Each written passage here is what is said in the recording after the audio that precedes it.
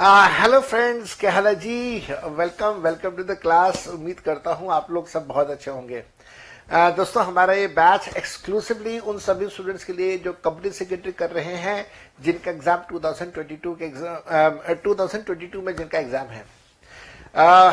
मैं अपना इंट्रोडक्शन दे रहा हूं, सिलेबस का इंट्रोडक्शन दे रहा हूं आज की क्लास में।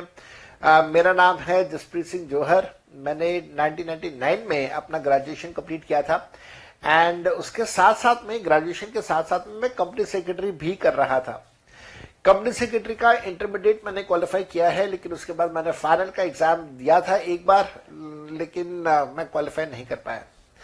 उसके बाद फिर मैंने ग्रेजुएशन कंप्लीट करने के बाद 2002 में हिमाचल यूनिवर्सिटी से अपना मास्टर्स कंप्लीट किया। 2003 मई में I qualified as a chartered accountant and 2003 से अब हम लोग 2022 में हैं, तो it has been good 19 years. 19 साल का सफर बहुत लंबा रहा है और बहुत अच्छा और बहुत एक्सपीरियंस ये जर्नी रही। मैं आपसे वादा करता हूं इस बात का कि मैं पिछले 19 सालों का सारा एक्सपीरियंस लाके अपनी क्लास के अंदर रखूंगा, जिससे आप लोगों को बहुत बहुत मदद मिलने वाली है। ये सिर्फ ऐसा नहीं कि मैं आपको 40 नंबर या 50 नंबर के लिए पढ़ाऊंगा। In fact I will teach you the subject for the life time. इस बात का आप हमेशा ध्यान रखिएगा। एज ए कंपनी सेक्रेटरी जब आप क्वालिफाई करते हैं, तो आपके पास चाहे प्रैक्टिस करें या नौकरी में जाए, आप ऑब्जर्व करना, अपने आसपास ऑब्जर्व करना। और आप शायद अभी भी ये काम कर सकते हैं, नॉट ओनली कि आप सीएस क्वालिफाई करें उसके बाद ही करेंगे, उसके पहले भी आप कर सकते हैं कि आप अपने आसपास सराउंडिंग्स में देखिएगा, नेबरहुड में देखिएगा, everybody is concern about his taxes. अगर कोई साइंटिस्ट है, कोई डॉक्टर है, कोई इंजीनियर है, कोई आर्किटेक्ट है, कोई चार्टर्ड अकाउंटेंट है, कोई कंपनी सेक्रेटरी है, कोई सरकारी नौकरी करता है, कोई परचून की दुकान चलाता है, कोई छोटा मोटा बिजनेस करता है, everybody is highly concern about his income taxes as well as his GSTs और जीएसटी लायबिलिटीज। तो आपके आसपास सब प्रकार, आपके अपने घर के अंदर आपके बड़े भाई बहन होंगे, माता पिता होंगे, बिजनेस करते होंगे, नौकरी करते होंगे, उनको भी अपने टैक्सेस की चिंता होगी। चाहे वो उनकी पढ़ाई लिखाई साइंस बैकग्राउंड की रही हो, कॉमर्स बैकग्राउंड की रही हो, आर्ट्स बैकग्राउंड की रही हो, कोई भी पढ़ाई लिखाई रही हो, लेकिन टैक्सेस की चिंता सबको है। इस वजह से ये सब्जेक्ट जो है वो सिर्फ सब्जेक्ट नहीं है, इसको आप एक लाइफस्टाइल मानिए। ये लाइफस्टाइल है, ये हर व्यक्ति की जिंदगी को टच करता है। ये इतना इंपॉर्टेंट सब्जेक्ट है। आपके एकेडमिक्स के पॉइंट ऑफ व्यू से अगर मैं बात करूं तो शायद हाँ, कंपनी लॉ आप सबसे ज्यादा इंपॉर्टेंट मानेंगे, लेकिन किसी भी हिसाब से नजरअंदाज मत कीजिएगा टैक्स के सब्जेक्ट को। तो आइए आज हम लोग स्टार्ट करते हैं। थोड़ी सी कुछ बातें मैं आपको अपने बारे में, अपने ऑर्गेनाइजेशन के बारे में बता देता हूं। हमारा जो ऑर्गेनाइजेशन है, इसका नाम है ज्ञान गुरुकुल। और इस ज्ञान गुरुकुल ऑर्गेनाइजेशन में, आपको अगर मेरे को कांटेक्ट करना हो डाउट्स के लिए, तो आप मेरे को कांटेक्ट कीजिएगा। डाउट्स के लिए आप मेरे को कांटेक्ट कीजिएगा। और मेरे मोबाइल नंबर्स क्या है? मेरा मोबाइल नंबर है 8010921000। आप इसमें मेरे को मैसेजेस कर सकते हैं, टेलीग्राम्स कर सकते हैं, आप मेरे को व्हाट्सएप के जरिए कांटेक्ट कर सकते हैं, कॉल कर सकते हैं। और साथ साथ में अगर आपको जरूरत पड़ जाए कभी मेल करने की, तो मेरा मेल आईडी है jaspreetjohar@gmail.com। तो jaspreetjohar@gmail.com के ऊपर आप मेरे को कभी भी कांटेक्ट करना चाहे आप कर सकते हैं। मान लीजिए क्लासेस को प्ले करने में कोई दिक्कत आ रही है और क्लासेस से रिलेटेड कोई टेक्निकल हेल्प चाहिए, एक्सपायरी खत्म हो गई, एक्सपायरी को एक्सटेंड करवाना है, क्लासेस प्ले नहीं हो रही हैं, प्लेयर करप्ट हो गया है, कोई कुछ भी ऐसी दिक्कत आती है, तो टेक्निकल हेल्प के लिए आप कांटेक्ट कीजिएगा 9810008197 कांटेक्ट नंबर के ऊपर। इसके अलावा अगर आपको कोई ऑफिस में मदद चाहिए, किसी प्रकार का कोई एडमिन में अगर आपको मदद चाहिए, तो आप हमें कांटेक्ट कर सकते हैं 6269006900 पे, 6269006900 पे। और एक और नंबर दे देता हूं 9999568668। तो मेरे बेटा इतनी ज्यादा ट्रांसपेरेंसी है हमारे सिस्टम्स में कि मैं क्लास स्टार्ट होने से पहले, सिलेबस लिखवाने से पहले और बाकी सारी चीजों से पहले मैं आपको ये बता रहा हूं कि आप हमारे तक पहुंचना चाहें तो किस तरीके से आप हमारे तक पहुंच सकते हैं। तो कोशिश ये कीजिएगा कि अगर आप टेक्निकल हेल्प के नंबर पे कॉल कर रहे हैं तो सिर्फ टेक्निकल हेल्प की ही बात करिएगा, वहां पे डाउट्स पूछने मत बैठ जाइएगा। और अगर आप मेरे को कॉल कर रहे हैं तो मेरे साथ सिर्फ सब्जेक्ट से रिलेटेड डाउट्स पूछेगा, टेक्निकल हेल्प के बारे में मत डिस्कशन कीजिएगा। और बाकी के जो काम है, जैसे बुक्स से रिलेटेड कोई बात करनी है, कुछ और एडमिनिस्ट्रेशन से रिलेटेड बात करनी है, तो आप हमारे ऑफिस और एडमिन के नंबर पर कॉन्टैक्ट कीजिएगा, वो भी मैंने आपको दे दिया है। अब हम लोग आते हैं अपने सिलेबस की तरफ। अगर हम लोग अपने सिलेबस में देखें तो सब्जेक्ट का नाम है टैक्स लॉज। टैक्स लॉज हमारा सब्जेक्ट का नाम है। इस टैक्स लॉज के सब्जेक्ट में आपके पास आते हैं दो सब्जेक्ट्स, एक जिसको हम लोग बोलते हैं डायरेक्ट टैक्स और दूसरा जिसे हम लोग बोलते हैं इनडायरेक्ट टैक्स। डायरेक्ट टैक्स में हमारे पास एक ही प्रकार का टैक्स है जिसको हम लोग बोलते हैं इनकम टैक्स। हालांकि पहले वेल्थ टैक्स भी हुआ करता था, लेकिन कोई लगभग 5-7 साल पहले वेल्थ टैक्स को अबॉलिश कर दिया गया। ये जो इनकम टैक्स है ये आपका 50 नंबर का है, दिस इज फॉर 50 मार्क्स। और जो इनडायरेक्ट टैक्स है उसके अंदर आपके दो कानून आते हैं, एक आता है जीएसटी और दूसरा आता है कस्टम्स या कस्टम ड्यूटी। दूसरा आता है कस्टम ड्यूटी और ये दोनों मिला के 50 नंबर के हैं। ये दोनों मिला के 50 नंबर के हैं। आपका जो टैक्स लॉस का पेपर है वो 100% 100 मार्क्स का आपके पास आता है MCQ based, multiple choice question based, जहां पे 100 एमसीक्यूज आते हैं of 1 mark each. Negative marking भी होती है, ध्यान रखिएगा। अगर आपका गलत होता है कोई क्वेश्चन तो 25% की नेगेटिव मार्किंग भी है, मतलब एक नंबर के ऊपर 0.25 जो नंबर है वो आपके कट हो जाता है गलत आंसर देने पे। आंसर मत दीजिए, वो ज्यादा अच्छा है, लेकिन गलत आंसर देने पे आपके नंबर कटेंगे, इस बात का आपको ध्यान रखना होगा। अब आपका ये वाला जो बैच है जिसके अंदर अभी हम लोग पढ़ाई कर रहे हैं, इसके अंदर हम लोग सिर्फ डायरेक्ट टैक्सेस या इनकम टैक्स हम लोग करेंगे। ये जो डायरेक्ट टैक्स है या इनकम टैक्स है ये 50 नंबर का है। इस 50 नंबर का सिलेबस आपका क्या है वो मैं आपको एक बार लिखवा देता हूं सिलसिलेवार पे, सीरियल ऑर्डर पे। तो सिलेबस ऑफ डायरेक्ट टैक्स मैं आपको दे रहा हूं। पहला चैप्टर हम लोग करेंगे बेसिक कंसेप्ट्स का। बेसिक कंसेप्ट्स के साथ साथ में जो इंट्रोडक्शन है और डेफिनेशंस हैं, बेसिक कंसेप्ट्स प्लस डेफिनेशंस जो इनकम टैक्स एक्ट की बात कर रहे हैं। डायरेक्ट टैक्स का मतलब है इनकम टैक्स एक्ट, तो हम लोग यहाँ पे डायरेक्ट टैक्स या इनकम टैक्स की बात कर रहे हैं, तो मैं यहाँ पे लिख देता हूं इनकम टैक्स। तो इनकम टैक्स एक्ट बहुत बेसिक सा इंट्रोडक्शन, बेसिक कंसेप्ट्स, डेफिनेशंस, और फिर हम लोग करेंगे रेसिडेंशियल स्टेटस। फिर हम लोग जाएंगे टैक्स कैलकुलेशन। फिर हम लोग जाएंगे सरचार्ज। सरचार्ज के बाद हम लोग जाएंगे on the topic of agriculture income. On the topic of agriculture income. Agriculture income के बाद हम लोग जाएंगे on the topic of tax calculation, surcharge, agriculture income, on the topic of tax deducted at source, TDS जिसको हम लोग बोलते हैं। फिर हम लोग करेंगे advance tax plus interest calculation. Advance tax plus interest calculation. फिर हम लोग करेंगे एडवांस टैक्स के बाद हम लोग करेंगे topic clubbing of income.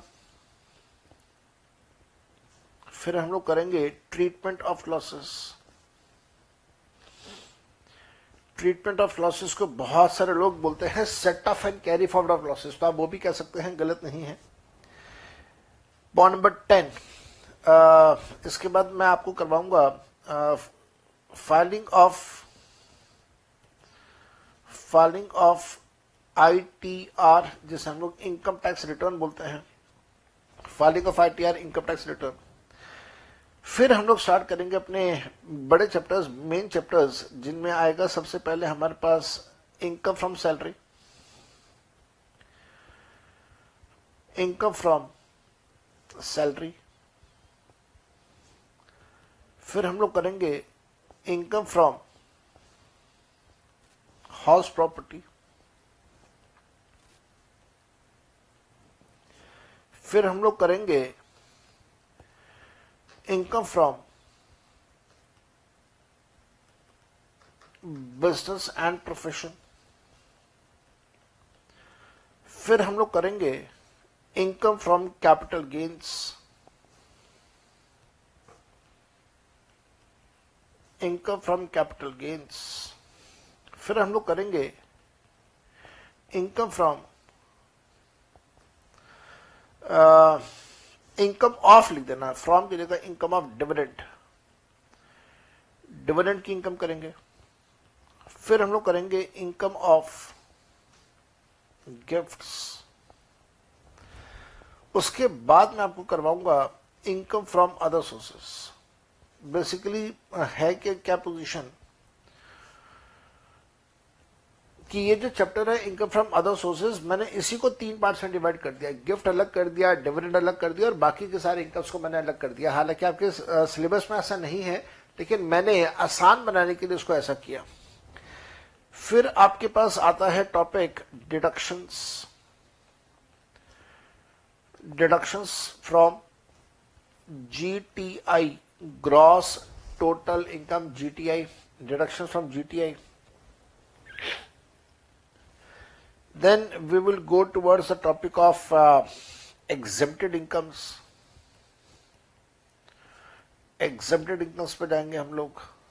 Exempted incomes के बाद हम लोग जाएंगे न्यू टैक्स स्ट्रक्चर, या बहुत सारे लोग रिजीम भी बोलते हैं, न्यू टैक्स स्ट्रक्चर या न्यू टैक्स रिजीम। 21 पे हम लोग जाएंगे, दैट इज योर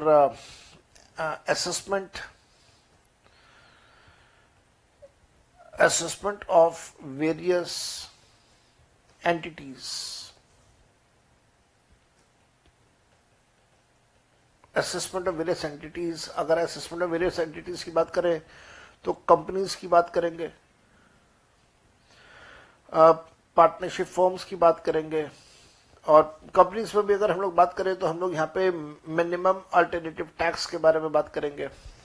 तो कंपनी की बात होगी, पार्टनरशिप फर्म की बात होगी, हिंदू अनडिवाइडेड फैमिली के बारे में बात होगी, इंडिविजुअल्स के बारे में बात होगी, इंडिविजुअल्स के बारे में बात होगी। देन हमारे पास आता है income tax assessment procedure, assessment procedure.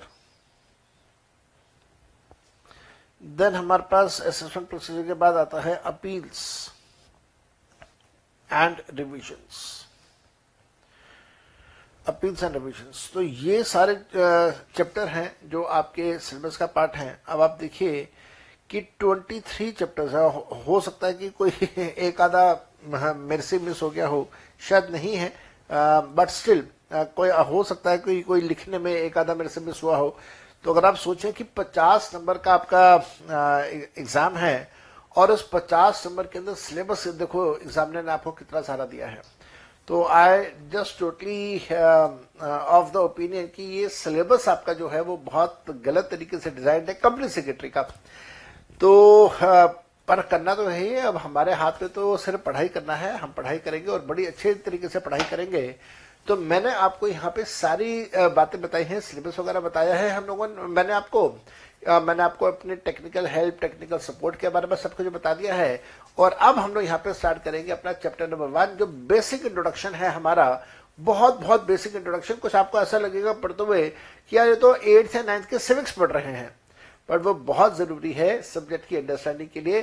तो आइए हम लोग उसको स्टार्ट करते हैं यहाँ पे the chapter number 1 basic concepts का।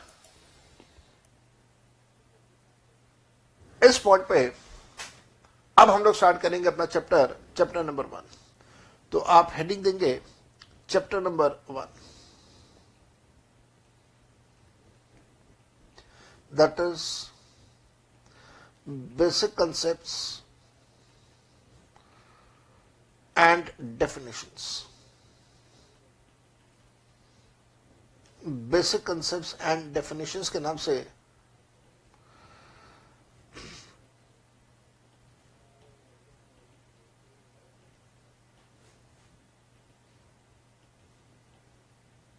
एक मिनट दीजिएगा प्लीज।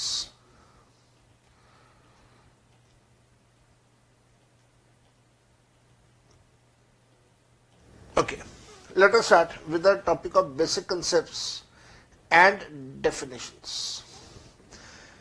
देखिए, अगर हम लोग बहुत ही ज्यादा बेसिक्स से अगर हम लोग स्टार्ट करें तो हमारे पास सबसे पहली जो चीज आती है कि भाई टैक्सेस क्या होते हैं, what are taxes, and taxes government क्यों चार्ज करती है, what does government charge tax, tax नहीं होगा तो क्या होगा, टैक्स है तो क्या उसका बेनिफिट है। तो आइए जरा हम लोग यहाँ पे स्टार्ट करें। सबसे पहली चीज, व्हाट इज टैक्स, टैक्स क्या होता है और वाई, मतलब एक तो चीज होगी व्हाट और दूसरा है वाई। तो पहले व्हाट सीखते हैं, उसके बाद हम लोग वाई पे जाएंगे। Tax is monetary charge which is compulsory in nature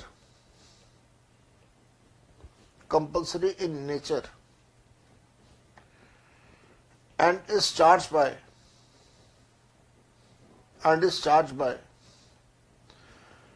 government to meet various public expenses,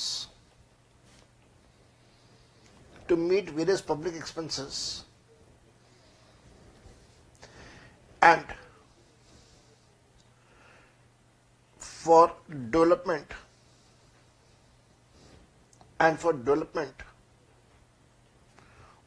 of the nation,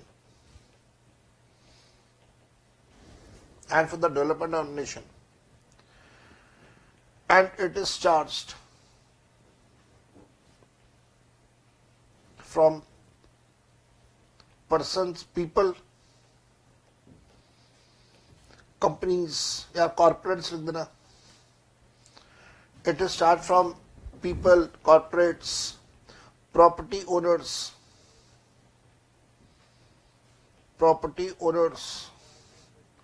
etc. सबसे चार्ज किया जाता है। और जरा इस बात को सीखे, मैंने आपको बहुत सिंपल भाषा में लिखवाया कि टैक्स जो होगा, और ध्यान रखना मैंने टैक्स कहा, मैं इनकम टैक्स की बात नहीं कर रहा, मैं सिर्फ टैक्स की बात कर रहा हूं। टैक्स जो होगा ये एक मॉनेटरी चार्ज है जो कि चार्ज किया जाता है गवर्नमेंट द्वारा। अब बात आती है यहाँ पे कि गवर्नमेंट कौन सी, स्टेट गवर्नमेंट की बात कर रहे हैं, सेंट्रल गवर्नमेंट की बात कर रहे हैं। तो ध्यान रखना, गवर्नमेंट वर्ड दोनों को इंडिकेट करता है, सेंट्रल गवर्नमेंट को भी इंडिकेट करता है, स्टेट गवर्नमेंट को भी इंडिकेट करता है। तो टैक्स एक मॉनेटरी चार्ज है। मॉनेटरी चार्ज का मतलब जहां पे पैसा आपसे मांगा जाता है, पैसा चार्ज किया जाता है आपसे, और कौन करता है, गवर्नमेंट करती है। सेंट्रल गवर्नमेंट भी होगी, स्टेट गवर्नमेंट भी होगी, और आपको एक और बात बताता हूं, जो लोकल अथॉरिटीज हैं उनको हम लोग लोकल गवर्नमेंट बोलते हैं, वो भी इसके अंदर आ जाएगा। जैसे मैं दिल्ली में रहता हूं, तो दिल्ली में एक लोकल अथॉरिटी है जिसका नाम है municipal corporation of Delhi, MCD. तो एमसीडी भी गवर्नमेंट की कैटेगरी में आ जाएगा। लोकल अथॉरिटीज को हम लोग लोकल गवर्नमेंट भी बोलते हैं, तो एमसीडी भी चार्ज करती है टैक्स, वो भी इसके अंदर आ जाएगा। इसी प्रकार से आप लोग जहां जिस भी शहर में रहते हैं, आपके शहर में भी कोई ना कोई लोकल अथॉरिटी होगा, उस लोकल अथॉरिटी के बारे में भी हम लोग यहाँ पे बात कर रहे हैं। क्या ये टैक्स देना ऑप्शनल होता है या कंपलसरी होता है? आंसर है इसकी, कंपलसरी है। आपके पास कोई ऑप्शन नहीं है। गवर्नमेंट आपसे चार्ज कर रही है टैक्स, तो आपको देना ही है। अगर आपने इनकम कमाई है तो उसके ऊपर टैक्स आपको देना ही है। ऑब्वियसली एक बात है कि एक पर्टिकुलर लिमिट ऑफ इनकम आपके लिए एग्जेम्प्ट होती है, ताकि आप अपने डे टू डे बेसिक जो रिक्वायरमेंट्स हैं, जो बेसिक जरूरतें हैं, उनको पूरा कर सकें। लेकिन उसके बाद, उस लेवल ऑफ इनकम के बाद अगर आप और इनकम कमा रहे हैं, then you need to share a certain part of your income with the government. That is what we call as tax. और एक कंपल्सरी होता है, कोई ऑप्शन आपके पास नहीं होता इसमें। साथ साथ में ध्यान रखिएगा, गवर्नमेंट ये टैक्स क्यों चार्ज करती है? गवर्नमेंट ये टैक्स चार्ज करती है पब्लिक एक्सपेंसेस को मीट आउट करने के लिए और for the development of the country. Public expenses क्या मतलब हुआ? पब्लिक एक्सपेंसेस का आप सबको बहुत अच्छे से याद है कि दिसंबर 2019 में पहली बार, दिसंबर 2019 में पहली बार हम लोगों ने एक बीमारी का नाम सुना था, कोरोना वायरस। और अभी हम लोग 2021-2022 में हैं और ये कोरोना वायरस हमारी जान छोड़ नहीं रहा। 2022 में भी कोरोना वायरस उतना ही एक्टिव है जितना पहले ये कोरोना वायरस एक्टिव था, और लगता है कि शायद अगले और 2-4 सालों में ये ऐसे ही तंग करता रहेगा। अलग अलग देशों में लॉकडाउन भी होता रहेगा, बहुत सारे लोगों की डेथ भी हुई है। तो ये जो बीमारी हुई, अब इस बीमारी को लड़ने के लिए हमारी भारत सरकार ने क्या किया, हमारे सरकार और हमारे प्राइम मिनिस्टर मोदी साहब ने क्या किया?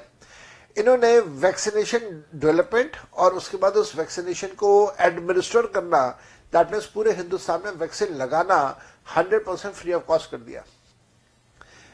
वैक्सीनेशन बनाई। अगर हम लोग कोविशील्ड की बात करें तो कोविशील्ड नाम की जो दवाई है, वैक्सीन है, वो ऑक्सफोर्ड यूनिवर्सिटी के एक साइंटिस्ट ने बनाई, और उसके बाद उसका जब मास प्रोडक्शन इंडिया में हुआ तो उसका नाम रखा गया कोविशील्ड।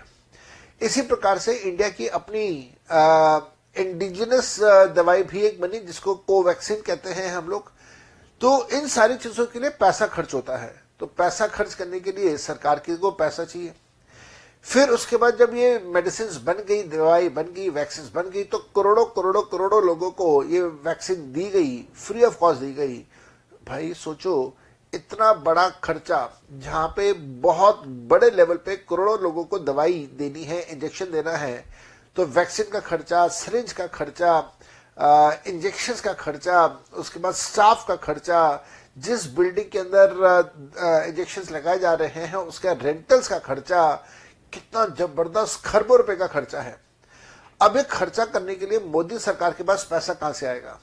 मोदी सरकार के पास ये पैसा आएगा जब आप, मैं, हम लोग सब मिलकर अपने टैक्सेस पे करेंगे। किस प्रकार के टैक्सेस? दोनों, डायरेक्ट टैक्सेस भी और इनडायरेक्ट टैक्सेस भी, दोनों के बारे में हम लोग बात कर रहे हैं। इसके साथ साथ में ध्यान रखिएगा, एक और चीज मैंने लिखी है यहाँ पे, डेवलपमेंट ऑफ द नेशन। अब डेवलपमेंट ऑफ द नेशन भी आप लोगों को अच्छे से पता है कि हमारी भारत सरकार डेवलपमेंट ऑफ द नेशन पे भी बहुत पैसा खर्च कर रही है।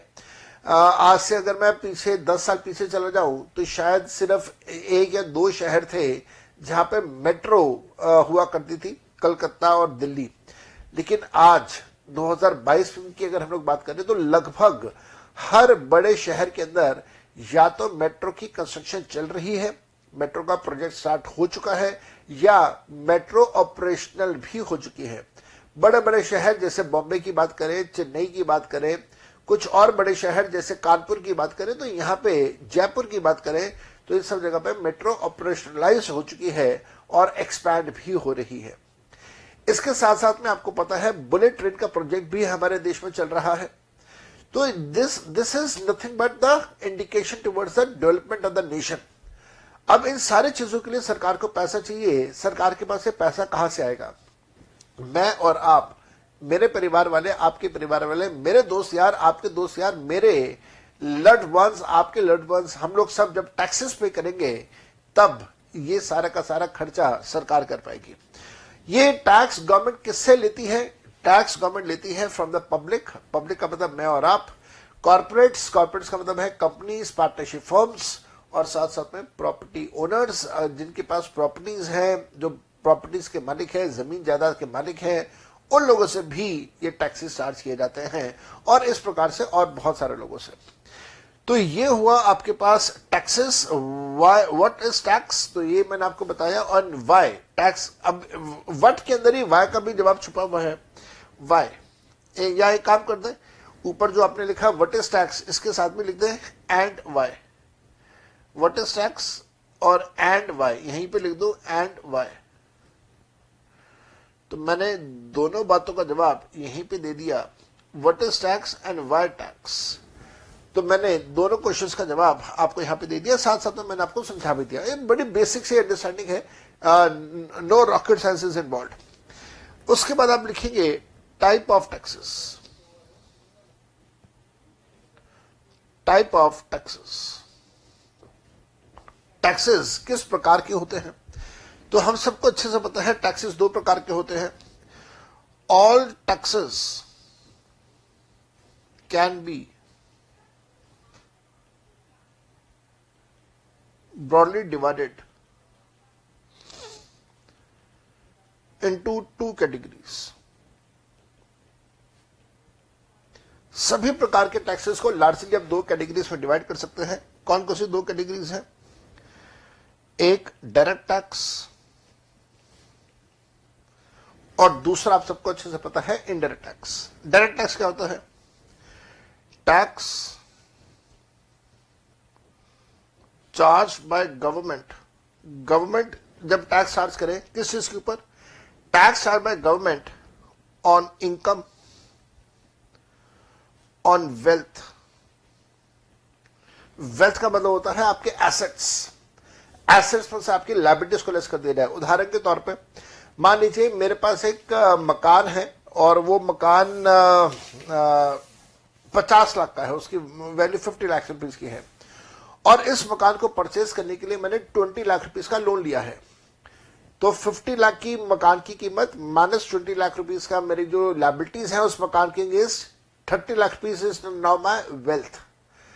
तो वेल्थ के ऊपर, इनकम के ऊपर जो टैक्स चार्ज किया जाए उसको हम लोग बोलते हैं डायरेक्ट टैक्स। और ध्यान रखिएगा, मैंने ऐसा बिल्कुल नहीं कहा कि हमारे हिंदुस्तान में वेल्थ टैक्स होता है या हमारे हिंदुस्तान में इनकम टैक्स होता है। मैं तो हिंदुस्तान की बात ही नहीं कर रहा, मैं तो सिर्फ एक जनरल व्यू ऑफ पॉइंट आपको दे रहा हूं। पूरे वर्ल्ड का एक आपको मैं स्ट्रक्चर बता रहा हूं कि पूरे वर्ल्ड में इनकम टैक्स भी होता है, वेल्थ टैक्स भी होता है।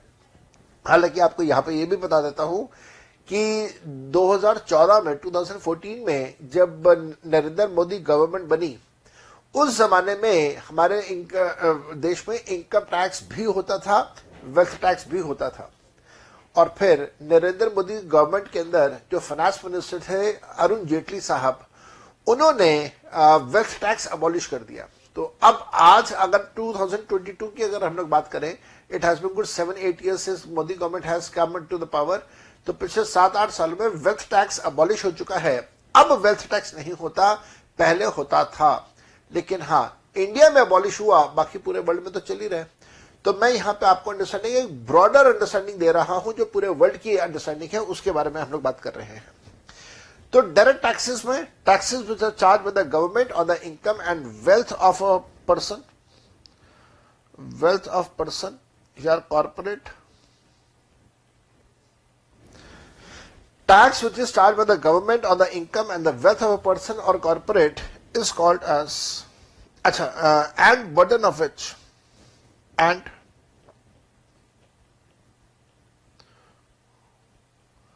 burden of which is not passed on to some other person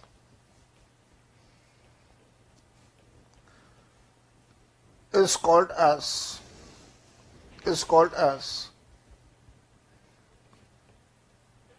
direct tax. और इसका एग्जाम्पल बड़ा सिंपल है, इनकम टैक्स, और दूसरा एग्जाम्पल भी है वेल्थ टैक्स। तो इनकम टैक्स और वेल्थ टैक्स दो एग्जाम्पल डायरेक्ट टैक्सेस के एग्जाम्पल्स बन जाते हैं।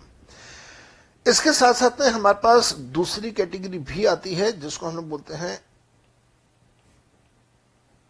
Indirect tax.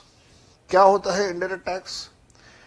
This is a tax which is charged by government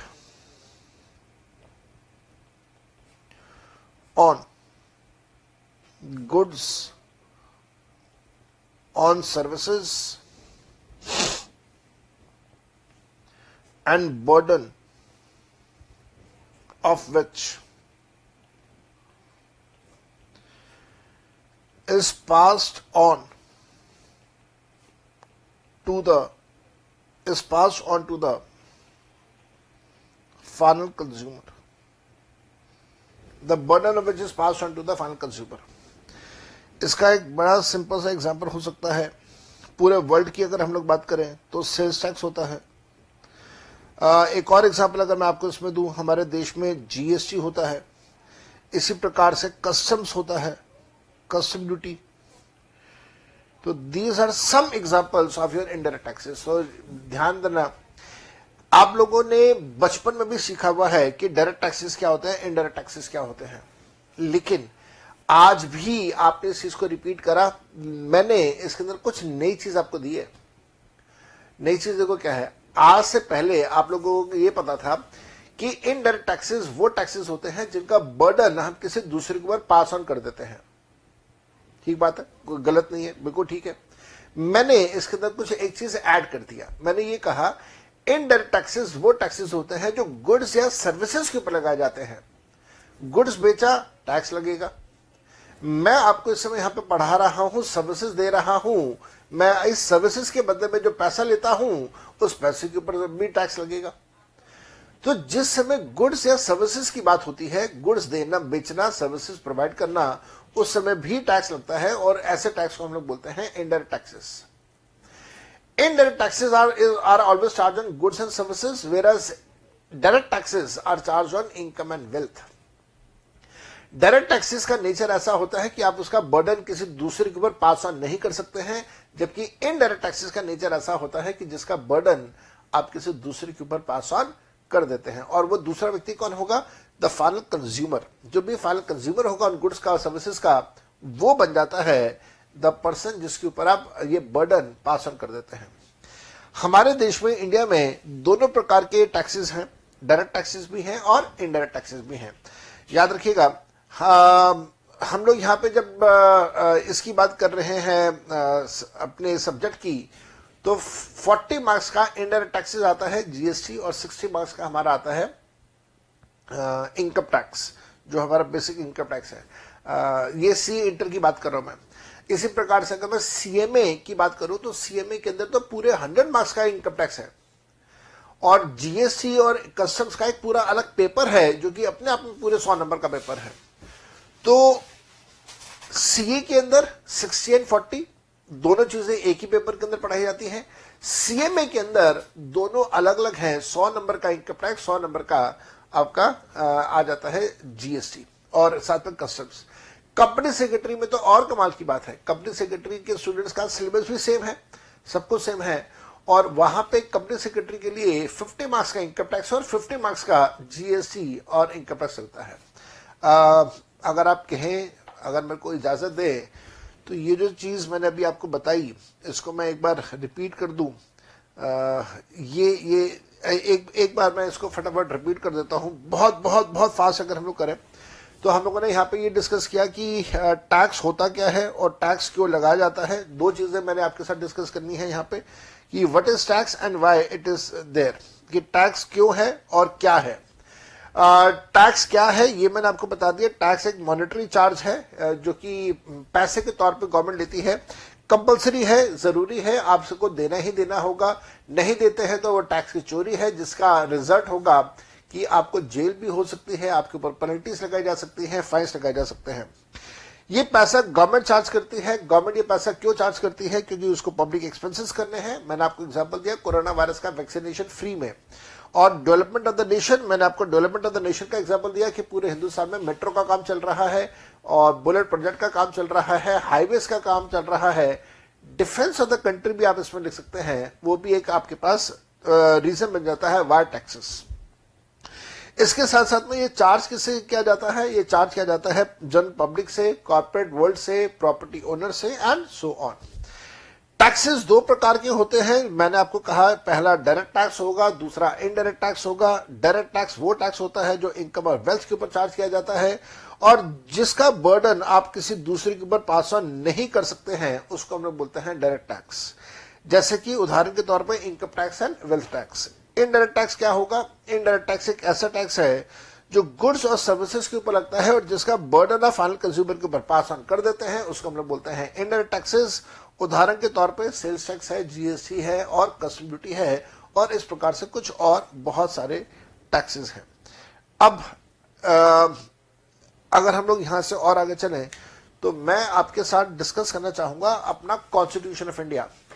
और मैं कॉन्स्टिट्यूशन ऑफ इंडिया सिर्फ उतना ही आपके साथ डिस्कस कर रहा हूं जितना हमारे इनकम टैक्स के सब्जेक्ट से रिलेटेड है। हालांकि अगर आप में से, आई एम नॉट श्योर कि कितने स्टूडेंट्स हैं, अगर आप में से स्टूडेंट्स ने जीएसटी का सब्जेक्ट मेरे से पढ़ा है तो आपको ध्यान होगा मैंने जीएसटी के अंदर कॉन्स्टिट्यूशन के बारे में बहुत सारी बातें डिस्कस करी हैं। और मैं अब आज यहां पे इस क्लास में भी कॉन्स्टिट्यूशन डिस्कस कर रहा हूं, सिर्फ उतना डिस्कस कर रहा हूं जितना हम मेरे इस सब्जेक्ट में रेलेवेंट है। किसके लिए रेलेवेंट है? इनकम टैक्स के सब्जेक्ट के लिए रेलेवेंट है। मैं सिर्फ उतना ही कॉन्स्टिट्यूशन आपके साथ यहां पे डिस्कस कर रहा हूं। तो आप हेडिंग दीजिएगा कॉन्स्टिट्यूशन ऑफ इंडिया। आप हेडिंग दीजिए मेरे साथ साथ में, this is constitution of India. Constitution of India आपने हेडिंग लिखा है, कॉन्स्टिट्यूशन ऑफ इंडिया में लिखिएगा, पॉइंट्स बना के लिखिएगा। और इसको ना शॉर्ट में, मैं बार बार पूरा कॉन्स्टिट्यूशन ऑफ इंडिया नहीं लिखूंगा, इसको शॉर्ट में हम लोग लिखेंगे COI। तो wherever I mention the word COI will refer to the constitution of India. चलो, तो be very very careful. Constitution of India is the supreme law of India. आपको पता होना चाहिए ये बात, और it will be really strange अगर आपको ये बात नहीं पता। हमारे हिंदुस्तान का जो कॉन्स्टिट्यूशन है, कॉन्स्टिट्यूशन ऑफ इंडिया जिसको हम लोग बोल रहे हैं, ये एक सबसे ज्यादा कंप्रिहेंसिव कानून है पूरे वर्ल्ड का। इतना कंप्रिहेंसिव किसी भी देश के अंदर कॉन्स्टिट्यूशन नहीं है जितना कंप्रिहेंसिव हमारे यहां पे है। और कॉन्स्टिट्यूशन लिखा डॉक्टर भीमराव अंबेडकर ने, जिसकी प्रेरणा उनको मिली थी from the government of India act 1935 जो ब्रिटिशर्स ने बनाया था। तो ब्रिटिशर्स ने गवर्नमेंट ऑफ इंडिया एक्ट 1935 बनाया, उसके अंदर जो बातें लिखी थी उसमें से बहुत सारी बातों को यूज करते हुए डॉक्टर अंबेडकर ने कॉन्स्टिट्यूशन ऑफ इंडिया बनाया, कॉन्स्टिट्यूशन ऑफ इंडिया लिखा, जिसको फाइनली इंप्लीमेंट किया गया फ्रॉम 26 जनवरी 1950, जिसको हम लोग रिपब्लिक डे भी बोलते हैं। हालांकि रिपब्लिक का मतलब क्या होता है ये मैं आपके साथ डिस्कस करना चाहूंगा बहुत डिटेल में। जैसे जैसे हम लोग आगे बढ़ेंगे उसके बारे में चर्चा कहीं ना कहीं जरूर होगी। तो हमारे देश में जो सबसे हाईएस्ट अथॉरिटी है वो है कॉन्स्टिट्यूशन ऑफ इंडिया। ये प्रेसिडेंट से भी ऊपर है, आप ऐसे कहें कि ये सुप्रीम कोर्ट से भी ऊपर है, प्रेसिडेंट से भी ऊपर है। द पीक, जो पीक है वो है हमारा कॉन्स्टिट्यूशन ऑफ इंडिया। और फिर कॉन्स्टिट्यूशन ऑफ इंडिया के नीचे बहुत सारी चीजें आती हैं। कंटिन्यू करके लिखिएगा, is the supreme law of India, it has 22 it consists of इसके अंदर क्या क्या है आपने पढ़ा होगा, सिविक्स में आपने जरूर पढ़ा होगा। It consist of preamble, it has 22 parts या 22 चैप्टर्स कह लीजिए, और उसके अंदर फिर आपको 444 आर्टिकल्स हैं, एंड फिर इसके अंदर 12 शेड्यूल्स हैं। तो प्रियम्बल है, आप ऐसे कहें कि प्रियम्बल को आप ऐसे कहें कि एक ओवरव्यू है कि कॉन्स्टिट्यूशन बेसिकली क्या क्या कहना क्या चाहता है कॉन्स्टिट्यूशन। 22 पार्ट्स को आप 22 चैप्टर्स कहें, 22 चैप्टर्स के अंदर 444 आर्टिकल्स हैं। आप ऐसे मान के चलें कि एक प्रकार से ये अलग अलग पैराग्राफ्स हैं, सेक्शंस हैं, और 12 शेड्यूल्स हैं। शेड्यूल्स का मतलब जो सपोर्ट करता है कॉन्स्टिट्यूशन को, जिसके अंदर कुछ और बातें जो मेन कॉन्स्टिट्यूशन में नहीं लिखी गई हैं उसको एक अलग से शेड्यूल के अंदर लिख दिया जाता है। उदाहरण के तौर पे कि अगर हम लोग ये कहें कि साहब शेड्यूल ट्राइब, तो शेड्यूल ट्राइब कौन होता है? शेड्यूल ट्राइब एक वो व्यक्ति होता है जो कि किसी ट्राइबल एरिया में रहता है। अब ट्राइबल एरिया कौन सा होगा, उसकी लिस्ट देनी है, तो वो लिस्ट कहाँ दे देते हैं? एक्सटेंडेड पार्ट में दे देते हैं, जिसको शेड्यूल कहते हैं कि भाई शेड्यूल में जाके देख लेना, वहां पे हम लोग लिस्ट दे रहे हैं। तो instead of giving that list in the main part, extended part में दे देते हैं, that extended part is what we call as a schedule, primarily, mainly, basically. उसके साथ साथ ध्यान रखिएगा, अगर हम लोग कॉन्स्टिट्यूशन की ही बात करें तो कॉन्स्टिट्यूशन का एक आर्टिकल है, पॉइंट नंबर 2 में लिख रहा हूं मैं, article 265, article 265, no tax shall be, no tax shall be levied या collected except by an authority of law, except by an authority of law. It means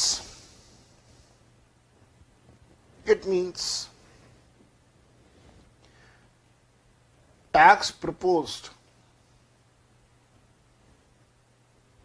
must be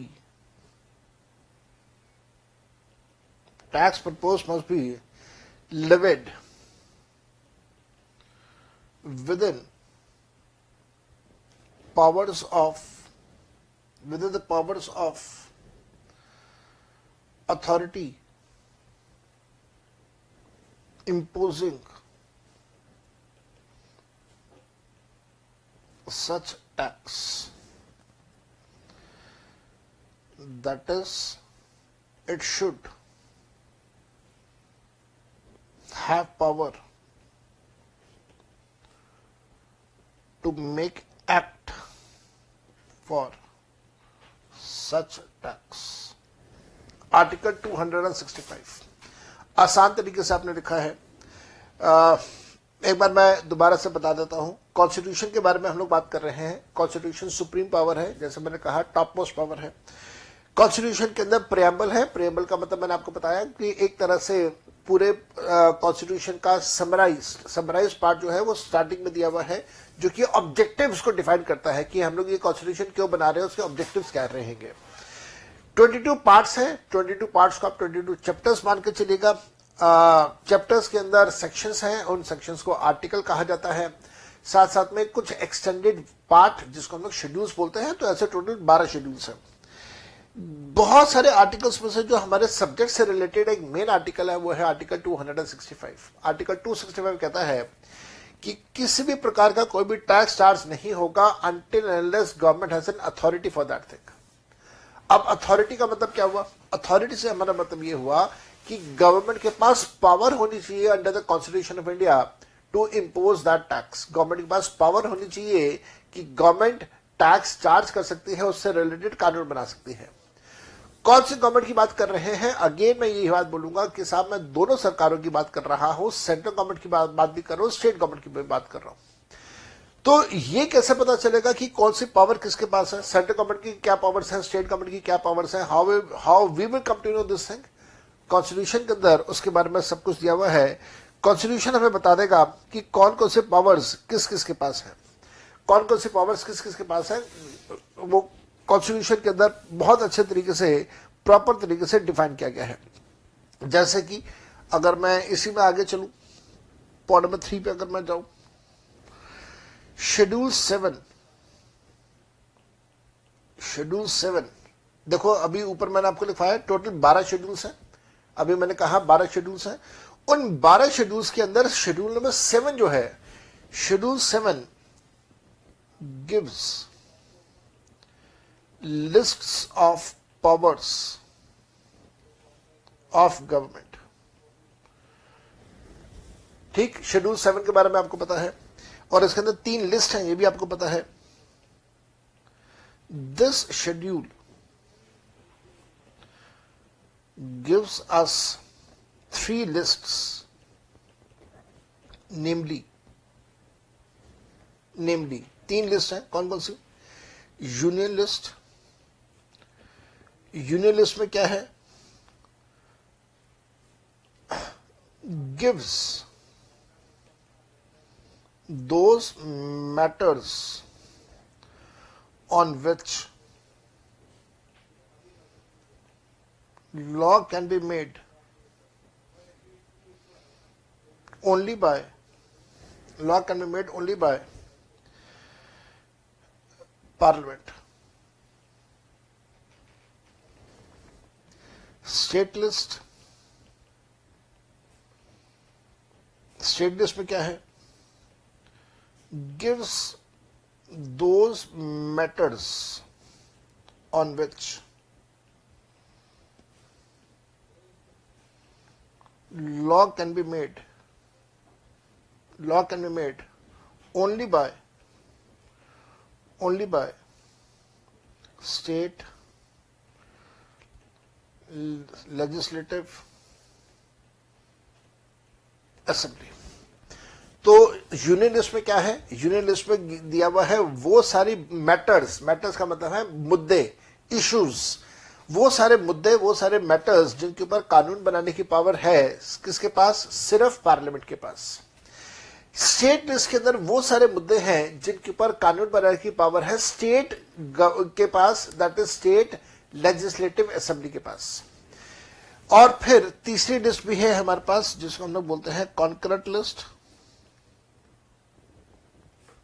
जिसे हम लोग बोलते हैं कॉन्करेंट लिस्ट. कॉन्करेंट लिस्ट में क्या है? It gives those matters which are of local importance, importance of a state, but it has national significance.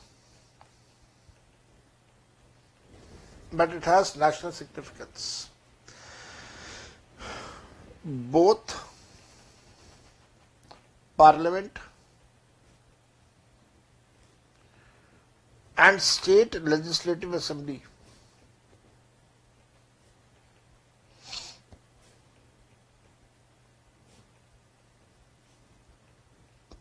can make law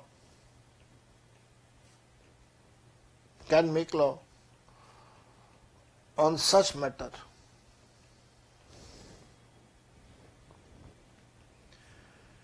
In case of contradictions,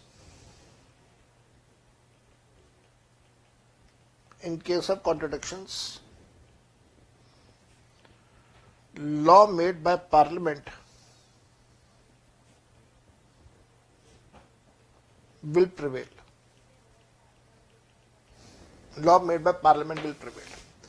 अच्छा, आओ जरा अब इन बातों को मैं आपको समझा देता हूं. आसान है, लिख लिया होगा आप लोगों ने जरूर. आसान है,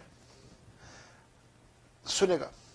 देखिए, आर्टिकल 265 जो है, जो मेन आर्टिकल है, वो ये कहता है कि कभी भी किसी भी प्रकार का टैक्स चार्ज नहीं हो सकता जब तक सरकार के पास अथॉरिटी ना हो उस चीज से रिलेटेड.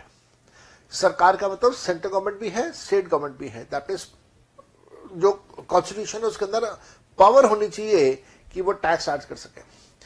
मान लीजिए अगर पावर नहीं है तो टैक्स चार्ज नहीं हो पाएगा.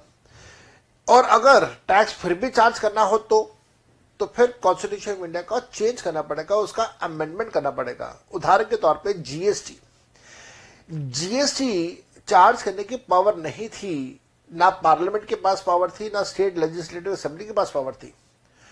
तो 2017 में जब जीएसटी इंट्रोड्यूस किया गया तो उससे पहले कॉन्स्टिट्यूशन को अमेंड किया गया.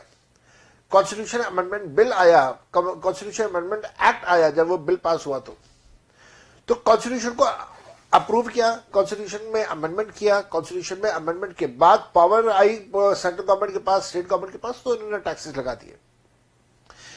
अब ये जो आर्टिकल 265 है, इसको सपोर्ट करते हुए हमारे पास है शेड्यूल नंबर 7. शेड्यूल नंबर 7 किसका? कॉन्स्टिट्यूशन ऑफ इंडिया का. कॉन्स्टिट्यूशन ऑफ इंडिया का जो शेड्यूल नंबर 7 है, इसके अंदर 3 अलग अलग लिस्ट गिवन है.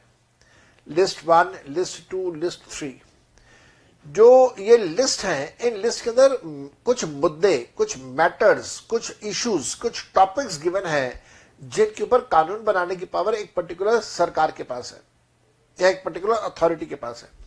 जैसे कि अगर हम लोग यूनियन लिस्ट की बात करें, जैसे लिस्ट 1 कहा जाता है, तो यूनियन लिस्ट के अंदर वो मैटर्स हैं जिनके ऊपर कानून बनाने की पावर जिनके ऊपर कानून बनाने की पावर पार्लियामेंट को दी गई है। ये कुछ ऐसी चीजें हैं जो पूरे हिंदुस्तान के लिए, पूरी कंट्री के लिए रेलेवेंट है, जैसे defence of the country, international policies, militaries, इनके बारे में अगर हम लोग बात करें, करेंसी के बारे में अगर हम लोग बात करें, फॉरेन एक्सचेंज के बारे में हम लोग बात करें, तो ये सारे के सारे जो मुद्दे हैं, इनके ऊपर लॉ बनाने की पावर पार्लियामेंट को दी गई है, यूनियन लिस्ट के अंदर लिखी गई है, and this law will be applicable to whole of India. इसके साथ साथ में स्टेट लिस्ट के अंदर कुछ ऐसे मैटर्स हैं, कुछ ऐसे मुद्दे हैं जो कि लोकल स्टेट के इंपॉर्टेंस के होते हैं। जैसे पुलिस, लॉ एंड ऑर्डर की बात करें, पुलिस की बात करें, तो पुलिस से रिलेटेड, लॉ एंड ऑर्डर से रिलेटेड कानून बनाने की पावर स्टेट गवर्नमेंट को दी गई है, स्टेट लिस्ट के अंदर दी गई है, स्टेट लेजिस्लेटिव असेंबली उसके ऊपर कानून बनाएगी। लेकिन इसके साथ साथ में कुछ मुद्दे ऐसे होते हैं जिनको दोनों पार्लियामेंट और स्टेट लेजिस्लेटिव असेंबली दोनों उसके ऊपर कानून बना सकते हैं। ये कुछ ऐसे मुद्दे हैं, ये कुछ ऐसे मैटर्स हैं, ये कुछ ऐसे इश्यूज हैं जो है तो किसी स्टेट के लोकल इंपॉर्टेंस के, लेकिन उसकी नेशनल सिग्निफिकेंस है। मैं इसका बड़ा एक सिंपल सा उदाहरण देता हूं। मान लीजिए पंजाब गवर्नमेंट की बात करें, पंजाब की बात करें, तो पंजाब के अंदर लगभग 80 to 90% पॉपुलेशन जो है वो एग्रीकल्चर बेस्ड पॉपुलेशन है, जहां पे खेती बाड़ी का काम है और खेती बाड़ी से जो रिलेटेड काम है वो सारे पंजाब की लगभग 80 to 90% पॉपुलेशन ये काम करती है। अब अज्यूम करो कि पंजाब गवर्नमेंट ने ये डिसाइड किया कि साहब हमारी 80 to 90% पॉपुलेशन जो है वो एग्रीकल्चर बेस्ड पॉपुलेशन है, तो हम पंजाब के स्कूलों में नर्सरी से लेकर 12वीं तक सिर्फ खेती बाड़ी की से रिलेटेड शिक्षा देंगे, पढ़ाई लिखाई करवाएंगे। क्या जरूरत पड़ी है बच्चों को बायोलॉजी समझने की, क्या जरूरत पड़ी है उसे मैथमेटिक्स पढ़ने की, क्या जरूरत पड़ी है उसे कोई फॉरेन लैंग्वेज पढ़ने की? सिर्फ खेती बाड़ी के बारे में बताएंगे। 80 to 90% पॉपुलेशन खेती बाड़ी के ऊपर डिपेंडेंट है, उनको और ज्यादा उसके बारे में पता होना चाहिए, तो खेती बाड़ी के स्किल्स भी देंगे, उनको खेती बाड़ी की थ्योरेटिकल नॉलेज भी देंगे, प्रैक्टिकल नॉलेज भी देंगे, ताकि वो 12वीं पास करने के बाद अपने खेती बाड़ी में अपने माता पिता, अपने भाई बहनों की मदद कर सके। तो पंजाब गवर्नमेंट ने ऐसा सोच के स्कूल के अंदर एक सिलेबस या करिकुलम इंट्रोड्यूस कर दिया सिर्फ खेती बाड़ी से रिलेटेड। अब जरा सोचो, क्या ऐसा कोई स्टूडेंट जो नर्सरी से 12वीं तक सिर्फ खेती बाड़ी के बारे में पढ़ रहा है, वो पंजाब के अलावा किसी और स्टेट में अगर चला जाता है, जैसे फॉर एग्जांपल हरियाणा चला जाता है, तो हरियाणा में तो मैन्युफैक्चरिंग बहुत होती है। अगर कर्नाटका चला जाता है तो वहां पे मैन्युफैक्चरिंग एक्टिविटीज बहुत है, सॉफ्टवेयर इंडस्ट्रीज बहुत है वहां पे। तो क्या ऐसा व्यक्ति जो पंजाब के उस स्कूल से पढ़ के आ रहा है जहां पे नर्सरी से 12वीं तक उसको सिर्फ खेती बाड़ी के बारे में सिखा पाया, क्या ऐसा व्यक्ति किसी देश के किसी दूसरे हिस्से में जाके एडजस्ट कर पाएगा? Answer is no. क्या वो रेलेवेंट होगा? Answer is no. तो फिर क्या करें? मान लीजिए अगर हर स्टेट इसी प्रकार से अपने अपने हिसाब से कानून बनाती रहे, तो जो पॉपुलेशन है वो डाइवर्स पॉपुलेशन तो हो ही नहीं पाएगी, उसमें डाइवर्सिटी तो होगी नहीं बिल्कुल भी, और जो पॉपुलेशन है वो एक स्टेट सेंट्रिक बन के रह जाएगी। मूवमेंट ऑफ द पॉपुलेशन बहुत आसान नहीं हो पाएगा। तो क्या किया जाए? गवर्नमेंट ने, कॉन्स्टिट्यूशन ने कहा कोई बात नहीं, अगर कोई ऐसा मुद्दा है, कोई ऐसा मैटर है, फॉर एग्जांपल एजुकेशन, जो है तो लोकल स्टेट की इंपॉर्टेंस का, लेकिन उसकी कोई नेशनल सिग्निफिकेंस, नेशनल रेलेवेंस भी तो है, तो उसके ऊपर कानून पार्लियामेंट भी बना सकता है, स्टेट भी बना सकता है। और इसी वजह से आपने देखा होगा कि अगर हम लोग एजुकेशन सेक्टर की बात करें तो वहां पे आपको दो तरह के एजुकेशन बोर्ड्स दिखाई देते हैं। एक आपको मिलता है सीबीएसई, जो कि central board of secondary education, parliament के कंट्रोल में आता है, सेंट्रल गवर्नमेंट के कंट्रोल में आता है। और दूसरा आपने देखा होगा हर स्टेट के अपने अपने अलग अलग एजुकेशन बोर्ड्स भी हैं। जैसे पंजाब का अपना अलग एजुकेशन बोर्ड है, महाराष्ट्र का अपना अलग एजुकेशन बोर्ड है, मेरे ख्याल से बिहार का अलग है, एंड सो ऑन। तो इसका मतलब यह हुआ कि अगर आप पंजाब बोर्ड से पढ़ रहे हैं तो आपको एक पर्टिकुलर प्रकार की एजुकेशन दी जाएगी, लेकिन अगर आप सीबीएसई से कर रहे हैं तो ऐसी एजुकेशन दी जाएगी जो पूरे हिंदुस्तान में बाकी सबको दी जा रही है, and you will be more relevant for the country as compared to the state boards. इसी प्रकार से आपने देखा होगा कि हमारे देश में दो अलग अलग प्रकार की यूनिवर्सिटीज भी हैं। पब्लिक यूनिवर्सिटीज अलग हैं और प्राइवेट यूनिवर्सिटीज अलग हैं। अगर हम लोग पब्लिक यूनिवर्सिटीज की बात करते हैं तो पब्लिक यूनिवर्सिटीज में जो सेंट्रल गवर्नमेंट यूनिवर्सिटीज हैं, जैसे कि इग्नू की बात करें, मैंने शायद पब्लिक और प्राइवेट बोल दिया, मेरे को यहाँ पे कहना चाहिए था सेंट्रल एंड स्टेट यूनिवर्सिटीज। तो सेंट्रल यूनिवर्सिटीज की अगर हम लोग बात करें तो हम लोग बात कर रहे हैं इग्नू के बारे में, Indira Gandhi national open university के बारे में, डेल यूनिवर्सिटी के बारे में हम लोग बात करते हैं। These are the central universities. इसी प्रकार से स्टेट यूनिवर्सिटीज भी होती हैं। आपने नाम जरूर सुना होगा, पंजाब के अंदर एक यूनिवर्सिटी आती है LPU, लवली प्रोफेशनल यूनिवर्सिटी। इसी प्रकार से उत्तर प्रदेश के नोएडा जिले के अंदर एक यूनिवर्सिटी आती है अमेठी।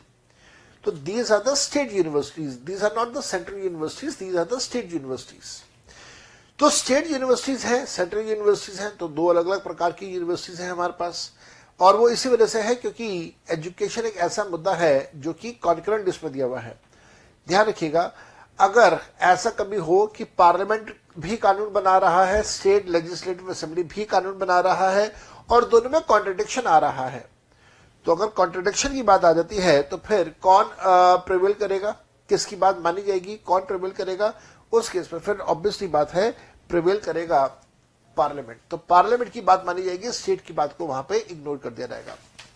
नाउ ये सारी बातें हमारे इस सब्जेक्ट से रिलेटेड कैसे हैं, मैंने आपको कॉन्स्टिट्यूशन करवा रहा हूं। कॉन्स्टिट्यूशन का पॉइंट 1, 2 एंड 3 मैंने आपको करवा दिया।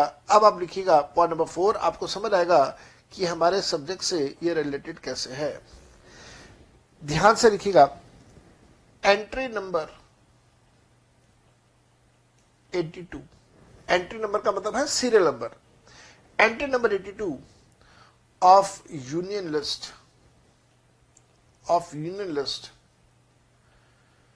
given in 7th schedule of Constitution of India gives power to Parliament to make law on income tax,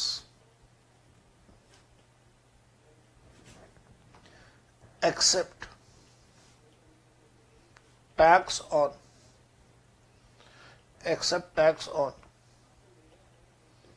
agriculture income.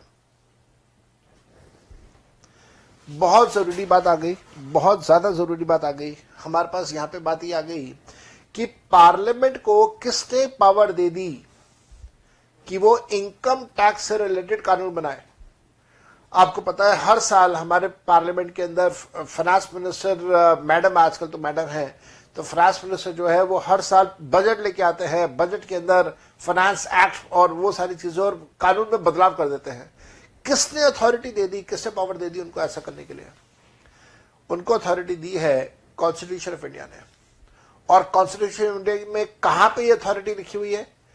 Constitution of India का शेड्यूल नंबर 7 पे जाए। शेड्यूल नंबर 7 के अंदर आपको वहां पे यूनियन लिस्ट दिखाई देगी। यूनियन लिस्ट के अंदर सीरियल नंबर 82 पे देखेंगे तो वहां पे आपको दिखाई देगा कि ये पावर के बारे में लिखा हुआ है।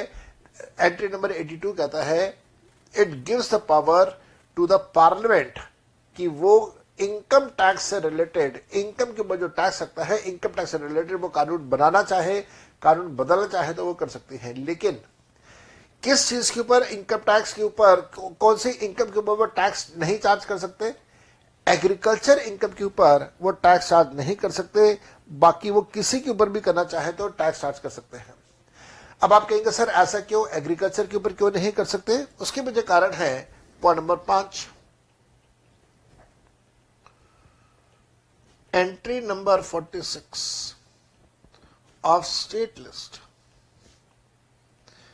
Entry number 46 of the state list given in Schedule 7. Schedule 7 किसका? Schedule 7 of Constitution of India. gives power to state legislative assembly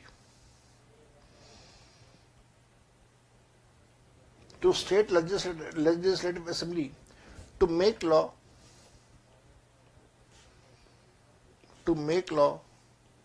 on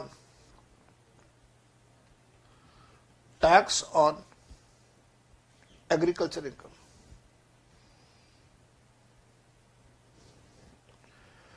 तो एग्रीकल्चर इनकम के ऊपर टैक्स लगाने की पावर किसके पास? एग्रीकल्चर इनकम के ऊपर टैक्स लगाने की पावर जो है वो स्टेट लेजिस्लेटिव असेंबली को दी गई है, पार्लियामेंट के पास पावर नहीं है। इसी वजह से कई बार आपने सुना होगा, ऐसा कहा जाता है कि एग्रीकल्चर इनकम तो एग्जेम्प्ट है, उसके ऊपर टैक्स कौन चार्ज करेगा? उसके ऊपर टैक्स जो चार्ज करेगा वो होगा स्टेट गवर्नमेंट, पार्लियामेंट ने उसके ऊपर कभी भी टैक्स चार्ज नहीं करना है।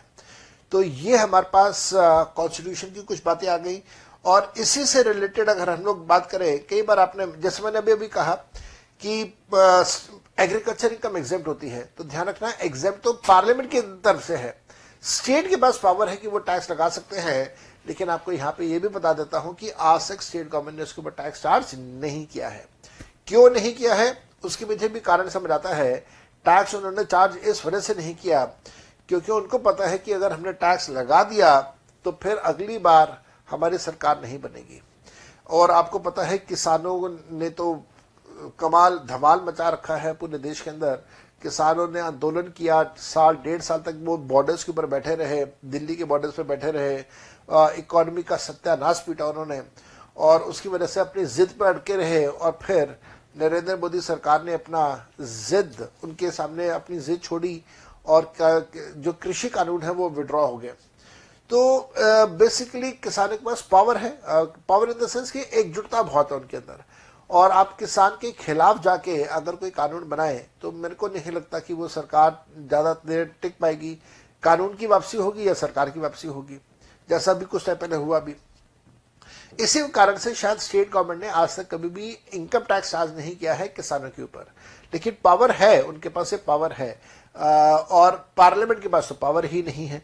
तो ये आपको मैंने यहाँ पे कुछ बातें बता दी हैं। अब आप हेडिंग देंगे तो लिखिएगा स्ट्रक्चर या कंपोनेंट्स ऑफ इनकम टैक्स। तो जैसे आपने अभी हेडिंग दिया यहाँ पे कॉन्स्टिट्यूशन ऑफ इंडिया, और इसी प्रकार से मैं आपको यहाँ पे हेडिंग दे रहा हूं कंपोनेंट्स या स्ट्रक्चर ऑफ इनकम टैक्स।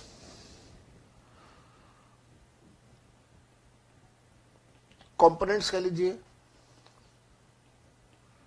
या स्ट्रक्चर कह लीजिए of income tax. Income tax से रिलेटेड क्या क्या कंपोनेंट्स हैं, क्या उसका स्ट्रक्चर है, इन सब के बारे में डिटेल्ड डिस्कशन आपके साथ कर रहे हैं। देखिए, जो सबसे पहली चीज आपको पढ़नी है वो है इनकम टैक्स एक्ट। तो this is income tax act 1961। ठीक, this is the main law. This is the main law governing concept of income tax in India.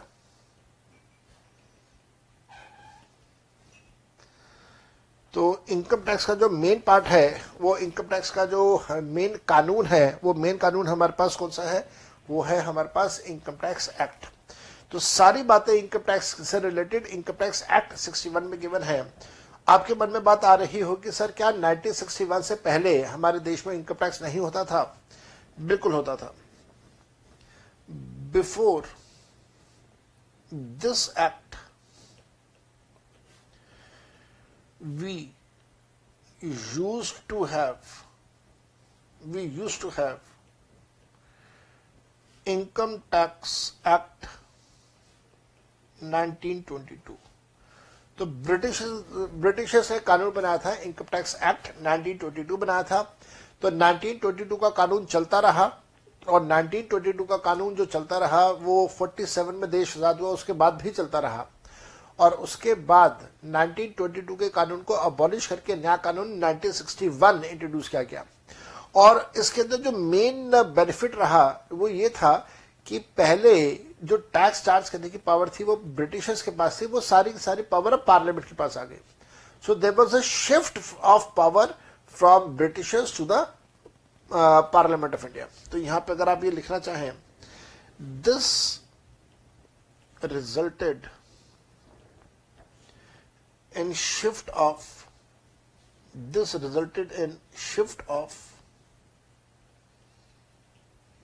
power to charge and collect tax from Britishers to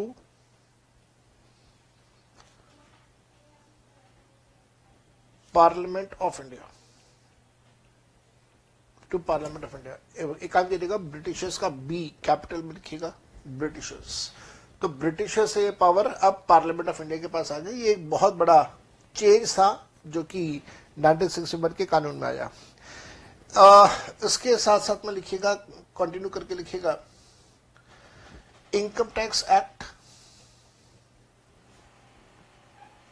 income tax act 1961 is divided into many chapters. That is chapter 1, 2,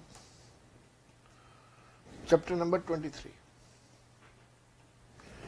तो chapter 1 से लेके chapter 23 तक इसके अंदर बहुत सारे chapters हैं and it has 14 schedules.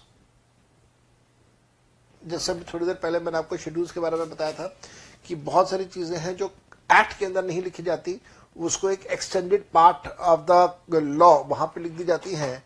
तो जो extended part of the law है उसको हम लोग शेड्यूल्स बोलते हैं। तो यहाँ पे शेड्यूल्स के बारे में हम लोग बात कर रहे हैं। उसका आगे लिखिएगा, each chapter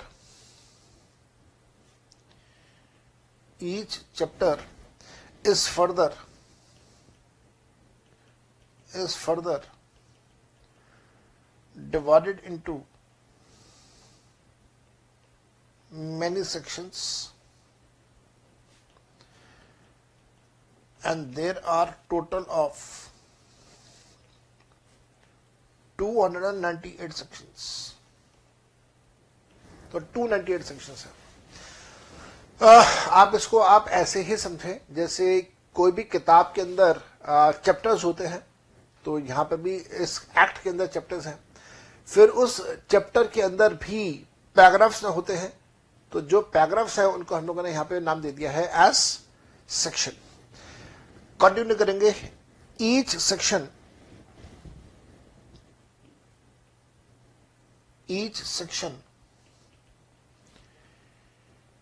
deals with a particular situation।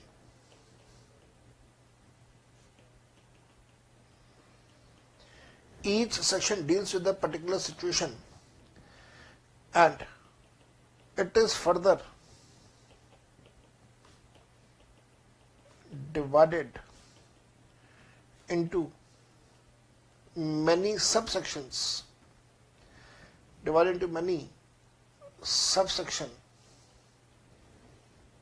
or clauses,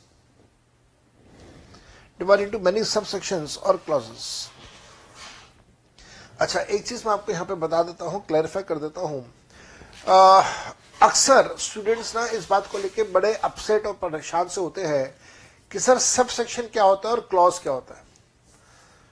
तो हालांकि आपके एग्जामिनेशन के लिए ये सारी बात रेलेवेंट नहीं है, और जो आज का भी मैं आपको करवा रहा हूं ये सारी चीजें ये एग्जाम में नहीं पूछी जाएंगी।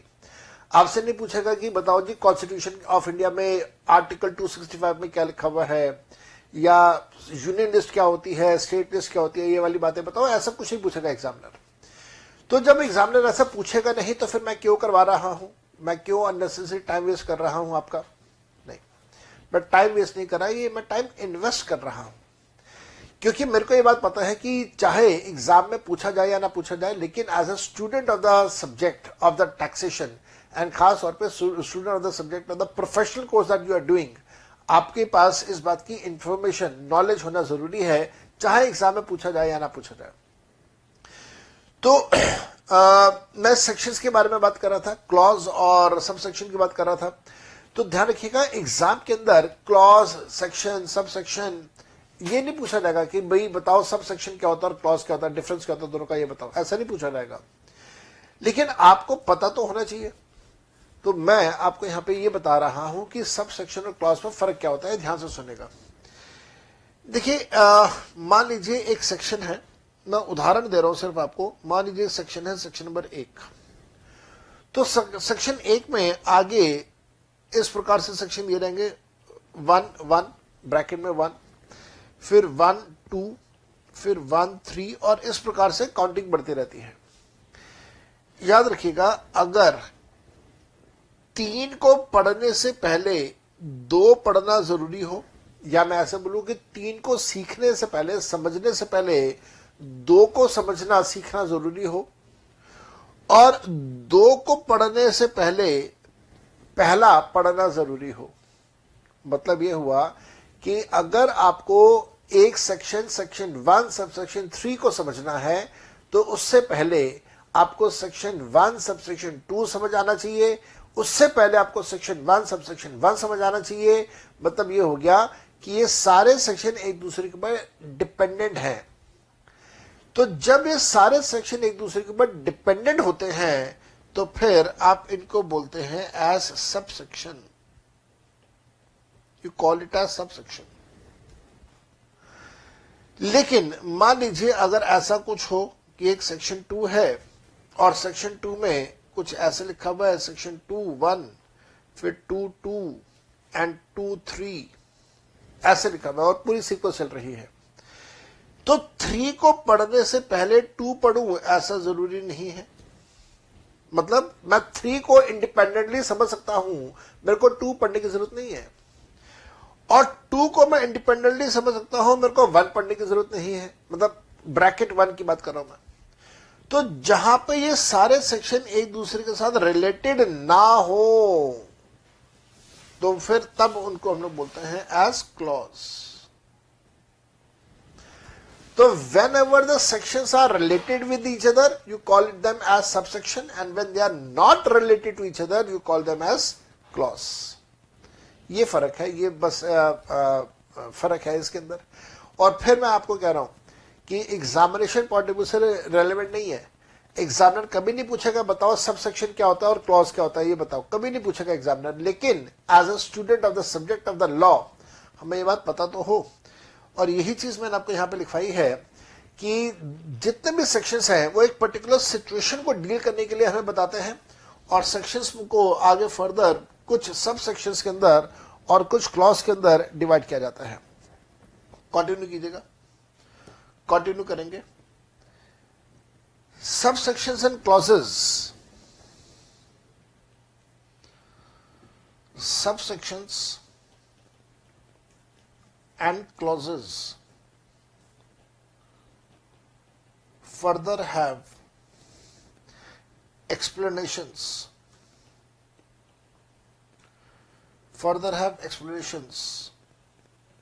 or provisos attached।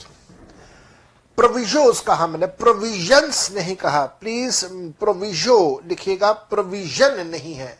Proviso, PROVISOS, प्रोविजोस। इसे बहुत सारे लोग प्रोनाउंस करते हैं प्रोवाइजो, तो आप प्रोवाइजो प्रोनाउंस कर लीजिए या प्रोविजो प्रोनाउंस कर लीजिए, बात एक ही है, उनके अंदर फर्क नहीं है। अब फर्क क्या आता है, एक्सप्लेनेशन क्या होता है, प्रोविजन क्या होता है। बेटा जो एक्सप्लेनेशन होता है वो किसी भी सेक्शन के अंडरस्टैंडिंग को एक्सपैंड कर देता है, और प्रोविजन जो होता है वो किसी भी सेक्शन के एक्सेप्शनल केसेस को डिफाइन कर देता है। तो यहां पे लिख लो, explanations basically gives extended version to section and also gives clarification as to when and how section is to be applied. तो बेसिकली सेक्शन की अंडरस्टैंडिंग को एक्सपैंड करना, उसे हम लोग बोलते हैं एक्सप्लेनेशन। तो कई बार ऐसा होता है कि भाई सेक्शन बना दिया लेकिन उसे इंप्लीमेंट करने में कोई दिक्कत आ रही है, तो फिर पार्लियामेंट के पास पावर है कि उस सेक्शन का एक्सप्लेनेशन दे दे कि साहब हमारी सोच ये है, इस सिचुएशन में ये वाला सेक्शन ऐसा आपने इंप्लीमेंट करना है। तो जब गवर्नमेंट इस प्रकार की क्लैरिफिकेशंस देती है तो उस क्लैरिफिकेशन को हम लोग बोलते हैं एक्सप्लेनेशंस। और प्रोविजंस क्या होते हैं? Provisions basically gives exceptional cases or situations. Provisos basically gives exceptional cases or it gives exceptional situations. हमेशा exceptional cases देगा, exceptional situations देगा, under which section या सबसेक्शन या क्लॉज विल नॉट अप्लाई। तो जो प्रोविजंस है वो बेसिकली क्या करने वाला है? प्रोविजंस बेसिकली एक्सेप्शनल केसेस देगा आपको, सिचुएशंस बताएगा जहां पे सेक्शन, सबसेक्शन, क्लॉज अप्लाई नहीं होंगे, जहां पे एक्सेप्शनल केसेस आ जाते हैं वो उसको हम लोग बोलते हैं प्रोविजो। और जहां पे किसी सेक्शन के स्कोप को एक्सपैंड करना है, बढ़ाना है, वहां पे हम लोग यूज करते हैं एक्सप्लेनेशंस। तो हमारे कानून के अंदर सेक्शंस हैं, सेक्शंस के अंदर एक्सप्लेनेशंस भी हैं और उसके साथ साथ में क्या, उसके साथ साथ में आपको प्रोविजंस भी गिवन है। इसके साथ एक और चीज का ध्यान रखिएगा, ये सारा हम लोग इनकम टैक्स एक्ट की बात कर रहे हैं। इसके साथ में चलो जैसे जैसे आगे बढ़ेंगे वहां बता दूंगा। कुछ डेफिनेशंस होती हैं, जो डेफिनेशंस हैं वो किसी एक सिचुएशन को डिफाइन करती हैं, किसी एक टर्मिनोलॉजी को डिफाइन करती हैं, वो मैं आपके साथ नेक्स्ट क्लास में डिस्कस करूंगा। तो हम लोग यहाँ पे क्या कर रहे हैं समझेगा, हम लोग यहाँ पे कर रहे हैं components of and structure of income tax, जिसमें आपने सबसे पहली चीज लिखी है इनकम टैक्स एक्ट। तो इनकम टैक्स एक्ट में मैंने आपको कुछ बातें बताई जो रेलेवेंट है, हालांकि बातें तो बहुत है करने के लिए, लेकिन जो हमारे सब्जेक्ट मैटर से रेलेवेंट हो मैं आपके साथ बहुत डिस्कस कर रहा हूं। कहीं ना कहीं मेरे को एक बाउंड्री बनानी पड़ेगी, कहीं ना कहीं मेरे को एक लकीर खींचनी पड़ेगी, फुल स्टॉप लगाना पड़ेगा। बियॉन्ड दैट हम लोग डिस्कशन नहीं करें, और विद इन दैट बाउंड्री अगर हम लोग डिस्कशन करें तो that will remain relevant for our examination as well. इसके बाद दूसरी बात हम लोगों ने जो डिस्कस करनी है वो है annual finance act. Annual finance act. अब मन में बात आते हैं कि साहब एनुअल फाइनेंस एक्ट का क्या मतलब हुआ। देखो अभी थोड़ी देर पहले मैंने आपको बताया कि हमारा जो इनकम टैक्स एक्ट है वो है 1961 का, इनकम टैक्स एक्ट 1961। और अभी हम लोग कौन सी ईयर में चल रहे हैं? 2021-2022 में चल रहे हैं हम लोग। तो क्या मैं ये कह सकता हूं कि हमारे इस कानून को बने हुए लगभग 70 साल हो चुके हैं? Answer is yes. It has been 70 years since this act was made. 70, 40 and ना 60, नॉट 70, 60। तो it has been 60 years since this act has been made. आपको लगता है कि क्या हमारा इनकम टैक्स का कानून जो आज से 60 साल पहले बना, जो 60 years पहले की सिचुएशन के हिसाब से बना, उस जमाने के सोसाइटी के हिसाब से बना, उस जमाने की सोशल इवेंट्स के हिसाब से बना, उस जमाने की जो इकोनॉमिक कंडीशंस है उसके हिसाब से बना, क्या वो आज 2021-2022 में इक्वली रेलेवेंट होगा? Answer is no. पिछले 50-60 सालों में, 70 सालों में हमारे देश में बहुत ज्यादा बदलाव आए। सोशली बहुत बदलाव आए, सोसाइटी में बहुत बदलाव आए, इकोनॉमिक कंडीशन में बहुत बदलाव आए। आवर इकोनॉमी हैज ग्रोन, बहुत ज्यादा हमारी इकोनॉमी की ग्रोथ हुई है। तो जब ये सारे बदलाव हैं तो क्या हमारा कानून आज भी उतना ही रेलेवेंट होगा जितना आज से 60 साल पहले रेलेवेंट था? Answer is no. तो क्या किया जाए?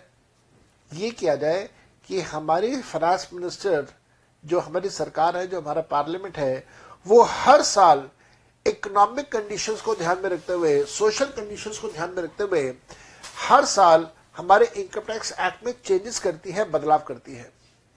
ये जो चेंजेस हैं, ये जो बदलाव हैं, इनको हम लोग बोलते हैं अमेंडमेंट्स। कई बार आपने सुना होगा यार टैक्स में तो अमेंडमेंट्स आ जाते हैं। बिल्कुल ठीक बात है, आते हैं और आने भी चाहिए, बिल्कुल आने चाहिए और हर साल आने चाहिए। वो इस वजह से है क्योंकि हर साल इकोनॉमिक कंडीशंस हमारे देश की बदलती हैं। अगर आप रिकॉल करें तो 2 साल पहले कोरोना नहीं था, उस जमाने की इकोनॉमिक कंडीशंस अलग थी। अब 2 साल से कोरोना चल रहा है। कोरोना की वजह से हमारी सरकार के ऊपर फाइनेंशियल बर्डन आया, इकोनॉमिक कंडीशन चेंज हो गई, तो कानून उस हिसाब से बनना चाहिए।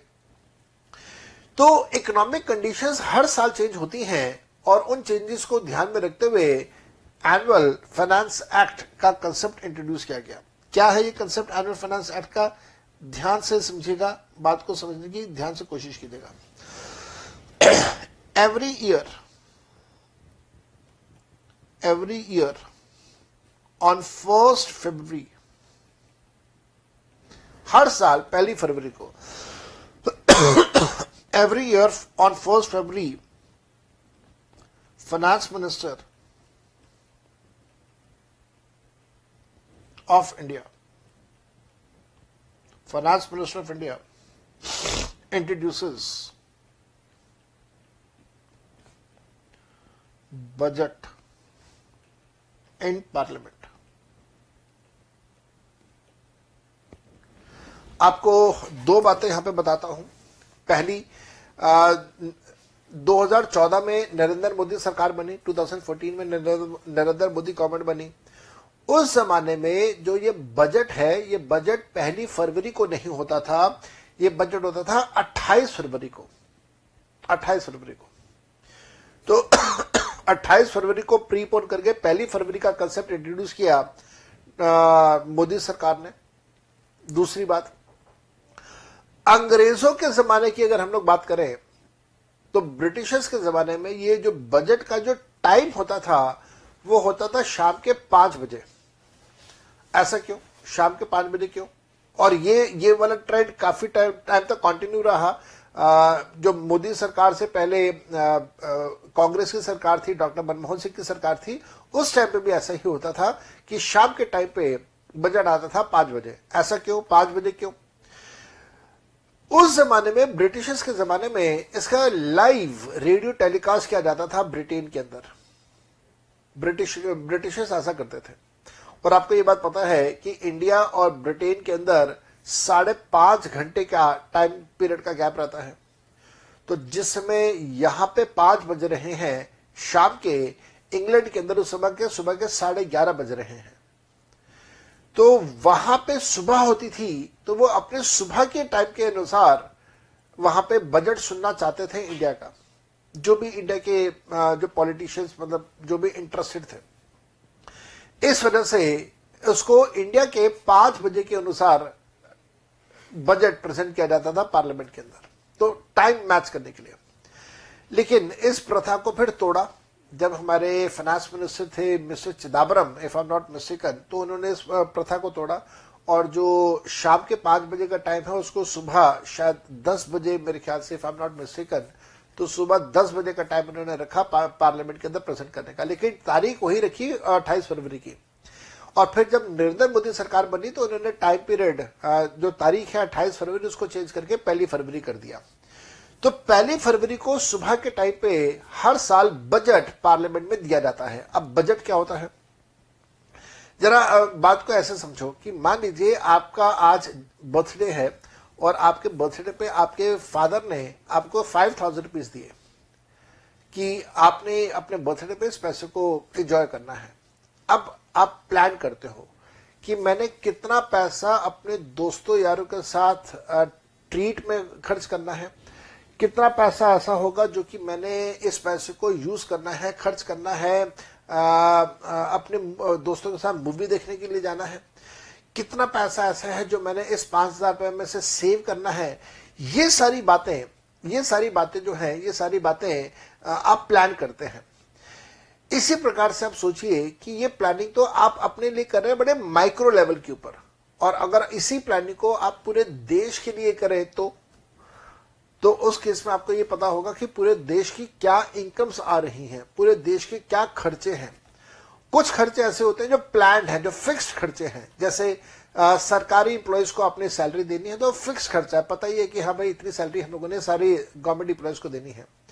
कुछ आप प्लान करते हैं कि साहब मेरे को इतने शहरों के अंदर मेट्रो बनानी है, तो मेट्रो बनाने के लिए मेरे को इतने पैसे की जरूरत है, एजुकेशन सेक्टर में मेरे को इतने पैसे की जरूरत है, मेरे को डिफेंस ऑफ द कंट्री के लिए रफाल जेट्स परचेज करने हैं तो इतने पैसे की जरूरत है। These are planned expenses. कुछ अनप्लान्ड एक्सपेंसेस होते हैं, जैसे अचानक किसी जगह में बाढ़ आ गई तो बाढ़ में लोग फंस गए, लोगों का फाइनेंशियल लॉस हो गया तो उनको कंपनसेट करना है। इस प्रकार के अनप्लान्ड एक्सपेंसेस होते हैं। तो हमारे जो फाइनेंस मिनिस्टर मैडम हैं, आजकल मैडम हैं या अदरवाइज फाइनेंस मिनिस्टर हैं, उनका ये काम होता है कि वो पूरे देश की इनकम्स के बारे में एस्टिमेट करें, क्या इनकम्स हम लोग कमाएंगे और उन इनकम्स को कमाने के बाद उन इनकम्स को हमने कहां कहां कैसे कैसे खर्च करना है, कितना पैसा हम लोग अपने फिक्स एक्सपेंसेस में खर्च कर रहे हैं, कितना पैसा हम लोग प्लान्ड एक्सपेंडिचर में खर्च कर रहे हैं, जैसे मेट्रो बनाना है, सो ऑन। कुछ पैसा ऐसा भी होगा जो अलग रखा जाएगा कंटिजेंसीज के लिए, दैट इज अनप्लान्ड एक्सपेंसेस के लिए अलग रखा जाएगा, तो उनका भी आपने प्रोविजन क्रिएट करना है। इन सारी चीजों को हम लोग बोलते हैं बजट। तो पार्लियामेंट के अंदर फाइनेंस मिनिस्टर आके ये बताएगा कि आने वाले साल में, ध्यान से सुनना मैंने क्या कहा, आने वाले साल में, मैंने ये नहीं कहा बीते हुए साल में, आने वाले साल में, आने वाले साल में हमारे देश की ये इनकम्स होंगी, आने वाले साल में हमारे देश के ये सारे हमारे खर्चे होंगे, और कुछ प्लान्ड एक्सपेंडिचर होंगे और कुछ अनप्लान्ड एक्सपेंडिचर के लिए हम लोग पैसा रिजर्व में रख रहे हैं। तो इन सारी चीजों की जानकारी जब फाइनेंस मिनिस्टर मैडम दे तो इसको हम लोग बोलते हैं बजट, कि साहब हमारे सरकार ने बजट प्रेजेंट किया है। अब बात यहां पे ये आती है कि साहब इनकम्स हमारे सरकार को कहां से मिलेंगी। इनकम्स का जो सबसे बड़ा सोर्स है हमारे सरकार के लिए वो है टैक्स लॉस। जब हम लोग टैक्स लॉस की बात करते हैं तो मैं इनकम टैक्स लॉ की बात कर रहा हूं, इनकम टैक्स एक्ट की बात कर रहा हूं, मैं जीएसटी के कानून की बात कर रहा हूं, मैं और बहुत सारे जो टैक्स लॉस हैं उन सब के बारे में बात कर रहा हूं। अब क्योंकि ये सबसे बड़ा सोर्स ऑफ इनकम है तो सरकार की सोच ये रहती है कि हम इनको रेगुलर बेसिस पे अपडेट करते रहें, और इसी वजह से हर साल फाइनेंस बिल साथ में प्रेजेंट किया जाता है बजट के। फाइनेंस बिल के अंदर यह मेंशन किया जाता है कि हम कौन कौन से कानून के अंदर, इनकम टैक्स का कानून है, जीएसटी का कानून है, इसके अंदर हम लोग क्या क्या बदलाव कर रहे हैं, क्या क्या चेंजेस कर रहे हैं, क्या क्या अमेंडमेंट्स इंट्रोड्यूस कर रहे हैं, कहां कहां पे टैक्स रेट्स बढ़ा रहे हैं, कहां कहां पे टैक्स रेट्स हम लोग कम कर रहे हैं। तो जब फाइनेंस बिल प्रेजेंट किया जाएगा तो फाइनेंस बिल के अंदर सिर्फ अमेंडमेंट्स मेंशन किए जाएंगे कि साहब देखो ये हमारा बजट है, ये हमारी इनकम्स है, ये हमारे एक्सपेंसेस हैं, इनको सपोर्ट करते हुए टैक्स लॉज के अंदर हम लोग ये बदलाव कर रहे हैं। तो इनकम्स और एक्सपेंसेस के लिए आता है बजट, और टैक्स लॉज में बदलाव करने के लिए आता है फाइनेंस बिल। ये दो चीजें साथ साथ में पार्लियामेंट के अंदर पेश की जाती है, पार्लियामेंट के अंदर प्रेजेंट की जाती है। और ये सब कुछ कब होता है? 1 फरवरी को होता है, हर साल होता है। कौन करता है? हमारे देश के जो फाइनेंस मिनिस्टर हैं वो करते हैं। तो मैंने आपको यहां पे यही लिखवाया या लिखवाना स्टार्ट किया। Every year on 1st of February, the Finance Minister of India introduces the budget in the Parliament. In the budget,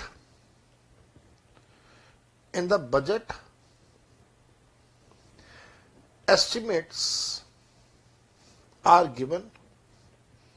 In the budget, estimates are given. किस चीज के estimates दिए जाते हैं? Estimates are given about incomes and about expenses. Incomes और expenses के estimates दिए जाते हैं for coming financial year, coming आने वाले फाइनेंशियल ईयर के लिए। कंटिन्यू करना। The main source of income for the government, the main source of income for the government is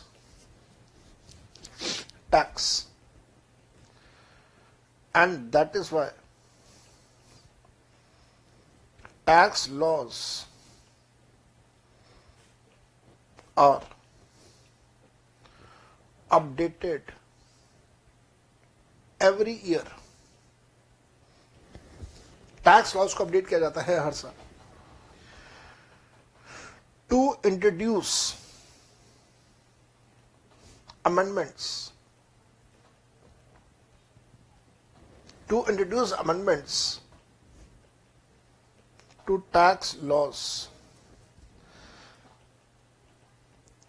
Finance bill is presented. Finance bill is presented along with budget. याद रखिएगा, finance bill introduce किया जाता है budget के साथ में। Finance bill introduce किया जाता है बजट के साथ में। और फाइनेंस बिल में क्या मेंशन होता है? फाइनेंस बिल के अंदर मेंशन होता है कि हम लोग कौन कौन से कानून के अंदर, इनकम टैक्स का कानून है, जीएसटी का कानून है, उसके अंदर हम लोग कौन कौन से कानून के अंदर क्या क्या चेंजेस इंट्रोड्यूस करने वाले हैं, ये सारी चीजें मेंशन की जाती हैं। कहां पे मेंशन की जाती है? फाइनेंस बिल के अंदर ये सारी चीजें मेंशन की जाती हैं। So to introduce the amendments to the tax laws, finance bill is presented along with budget. और ये सब कुछ कब होता है? 1 फरवरी को। कौन करता है? फाइनेंस मिनिस्टर करता है। ठीक है, तो दो चीजें आ गई पार्लियामेंट के अंदर। कौन कौन सी दो चीजें आ गई? बजट और साथ साथ में फाइनेंस बिल। ये दो अलग अलग चीजें हैं, सेम चीजें नहीं है, दो अलग अलग चीजें हैं। कंटिन्यू कीजिएगा। Budget and finance bill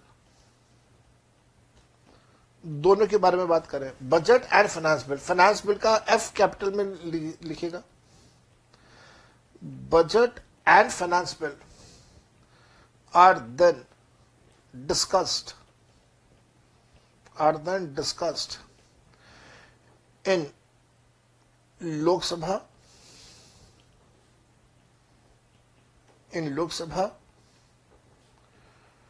and then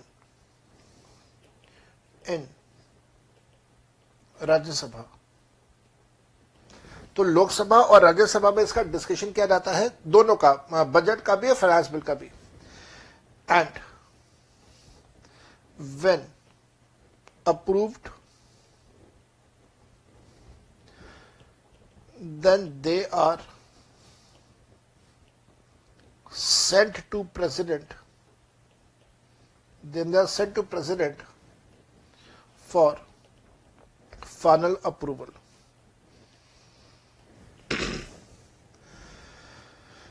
This whole process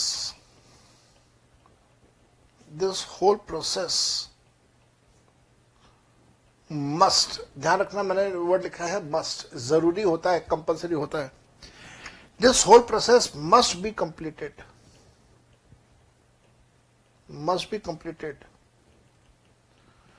within period of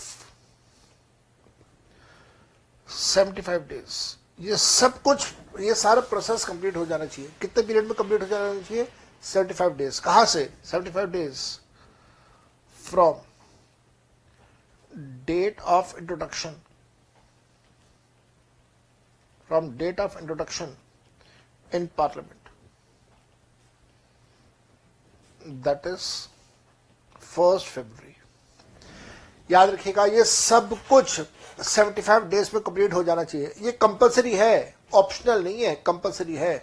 ये कंपलसरी है कि पार्लियामेंट, लोकसभा, राज्यसभा दोनों, और उसके बाद प्रेसिडेंट, ये सारे प्रोसेस को कंप्लीट कर दे 75 डेज में। ऐसा क्यों भाई? ये जरूरी क्यों है? ये जरूरी इस वजह से है क्योंकि इसी के बेस के ऊपर पूरी इकोनॉमी चलने वाली है। जो कानून आएंगे उस कानून के बेसिस के ऊपर ही कंपनीज को, पार्टनरशिप फर्म्स को, इंडिविजुअल्स को ये पता चलने वाला है कि वो इनकम अपनी कहां से कैसे कैसे कमा सकते हैं और अपनी इनकम के ऊपर उनकी क्या क्या टैक्स लायबिलिटीज बनती हैं। तो पूरी इकोनॉमी इसी के ऊपर बेस्ड है और अगर इसको हम लोगों ने लिंगर ऑन कर दिया, डिले कर दिया, तो हो सकता है कि पूरी इकोनॉमी के ऊपर उसका इम्पैक्ट पड़े, क्लैप्स हो जाए। तो इस वजह से टाइम बाउंड ये काम कर दिया और टाइम बाउंड कितना, 75 डेज। अच्छा, अब 75 डेज कहां से, 75 डेज पहली फरवरी से। तो अगर आप ध्यान से काउंट करके देखें तो फरवरी के हो गए 28 डेज, मार्च के हो गए 31 डेज, टोटल हमें चाहिए 75 माइनस 28 माइनस 31, तो इसका मतलब अप्रैल के कितने दिन हो गए, अप्रैल के हो गए 16, तो टोटल हमारे पास आ गए 75 डेज। इसका मतलब यह हुआ कि जो पहली फरवरी को बजट आया, जो फाइनेंस बिल आया, by any how, by hook और बाय क्रुक, 16 अप्रैल तक उसका अप्रूवल पार्लियामेंट से भी आ जाएगा, प्रेसिडेंट से भी आ जाएगा। हालांकि मैं आपको यहां पर बता देता हूं, नरेंद्र मोदी सरकार की कोशिश ये रहती है कि समवेयर अराउंड 30 मार्च 31 मार्च इसका अप्रूवल आ जाए। दैट मीन्स नया फाइनेंशियल ईयर स्टार्ट होने से पहले ही अप्रूवल्स आ जाए, इंप्लीमेंट हो जाए, लोगों को पता चल जाए कि हाँ नया फाइनेंशियल ईयर स्टार्ट हो रहा है, उससे पहले सारे अप्रूवल्स वगैरह आ चुके हैं। तो यहां पे लिख देना, यहां पे लिख देना 10 budget and finance bill, budget and finance bill must be approved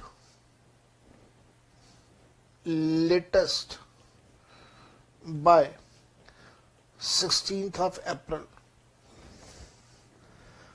However, Modi government always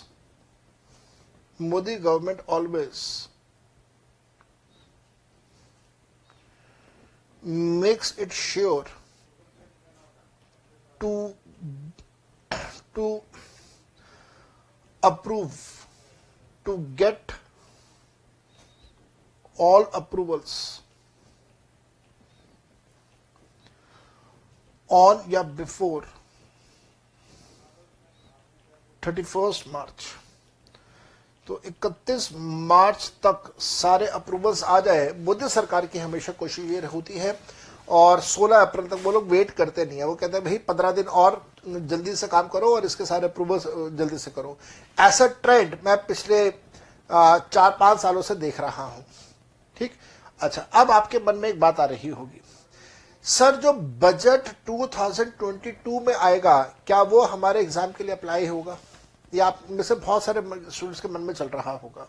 तो आप यहां पे ये बात जरूर लिखिएगा, for exams of CA, CS, CMA, सबके बारे में हम लोग बात कर रहे हैं।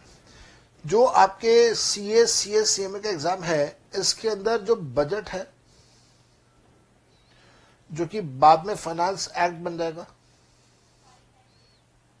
ये budget of finance act of 2021 end of 2022, 2021 का बजट, 2021 का जो फाइनेंस एक्ट है, ये अप्लाई होगा, applicable for exams to be held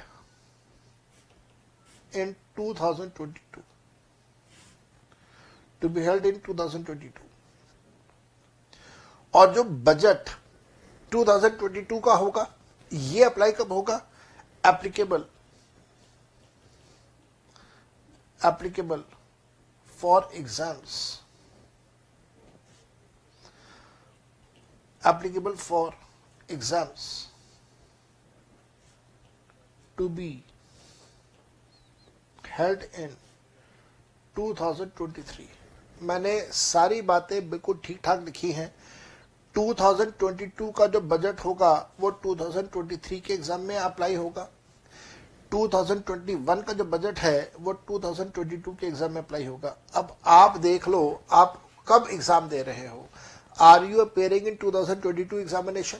yes, तो you need to study budget of 2021। If you are appearing in 2023 examination, then you need to study 2022 वाला budget and finance act. तो ये अब आप देख लीजिएगा आप कौन सा कर रहे हैं।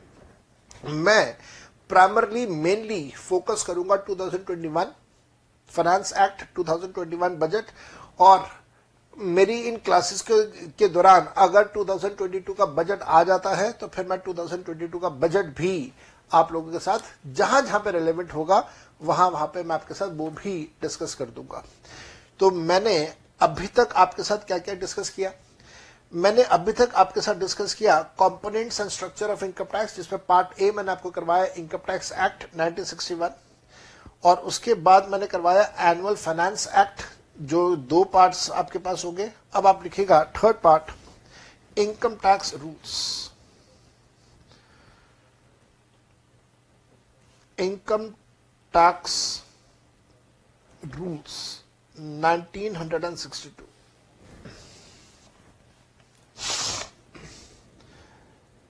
The administration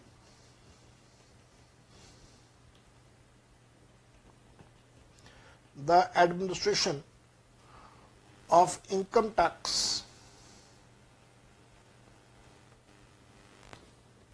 is looked after. The administration of income tax is looked after by an authority called as CBDT, that is Central Board of Direct Taxes। अच्छा, अब इस पैराग्राफ का मतलब क्या हुआ ये भी समझो साथ साथ में। देखो, मान लेते हैं एक व्यक्ति ने किसी दूसरे व्यक्ति का मर्डर कर दिया, तो अगर मर्डर कर दिया, किसी की जान ले ली, तो उसकी सजा मिलेगी। सजा होगी या तो उसको उम्र कैद होगी या उसको फांसी की सजा होगी। आपको वैसे बता देता हूं, सब्जेक्ट से रिलेटेड कहीं पे कुछ नहीं है। फांसी की सजा सिर्फ वहां पे दी जाती है जो rarest of the rare cases होते हैं। मतलब ऐसा मान के चलिए कि कोई ऐसा जुर्म हो जाए, कोई ऐसे तरीके से जुर्म हो जाए जो इससे पहले कभी ना हुआ हो, बिल्कुल रेयर है, ऐसा कभी आम तौर पे नहीं होता, रेयर केसेस होते हैं, rarest of the rare cases होते हैं। सिर्फ वहां पे फांसी की सजा होती है, बाकी जगहों पे नहीं होती, बाकी केसेस में नहीं होती। मैं आपको 2-3 उदाहरण देता हूं। पहला उदाहरण, आपको याद है बड़े अच्छे से, पाकिस्तान के कुछ मिलिटेंट्स इंडिया में आए थे, जहां पे बॉम्बे के वो ताजमहल होटल के ऊपर उन्होंने अटैक किया था, और उस अटैक में एक पाकिस्तानी टेररिस्ट अजमल कसाब को हम लोगों ने जिंदा पकड़ लिया था, जिसको बाद में फांसी दी गई। बताइए, क्या देश के अंदर एंटर करके एक होटल के अंदर जाके वहां पे अटैक करना, क्या ये आम तौर पे सब जगह पे होता रहता है? नहीं, ये रेयर केस था। This was the rarest of the rare case. इसी वजह से अजमल कसाब को फांसी दी गई। इसके अलावा अब आपने सुना होगा एक अफजल गुरु नाम के भी टेररिस्ट थे, जिन्होंने पार्लियामेंट के ऊपर अटैक पूरा मास्टरमाइंड किया था। बाद में उसको पकड़ा गया, अफजल गुरु को पकड़ा गया, उसको भी फांसी दी गई। तो क्या पार्लियामेंट के ऊपर अटैक रोजाना की बात है? नहीं, this is again rarest of the rare case. इसी प्रकार से निर्भया रेप केस, आप सबको पता है, चलती बस के अंदर लड़की के साथ रेप किया गया, बहुत बदसलूकी की गई उसके साथ, और उसके बाद चलती बस उसको नीचे फेंक दिया गया। याद रखिएगा, निर्भया रेप केस के अंदर भी जो 6 लड़के थे उनमें से 4 को फांसी हुई, एक ने सुसाइड कर लिया था और एक जो था वो माइनर था, उसको छोड़ दिया गया था। तो जो 4 लड़के थे उनको फांसी की सजा हुई, क्योंकि rarest of the rare case था। अब आप कहेंगे सर रेयर क्या है, इंडिया में तो रेप होते रहते हैं। ठीक बात है, इंडिया में रेप होते रहते हैं, जो कि गलत है, नहीं होना चाहिए।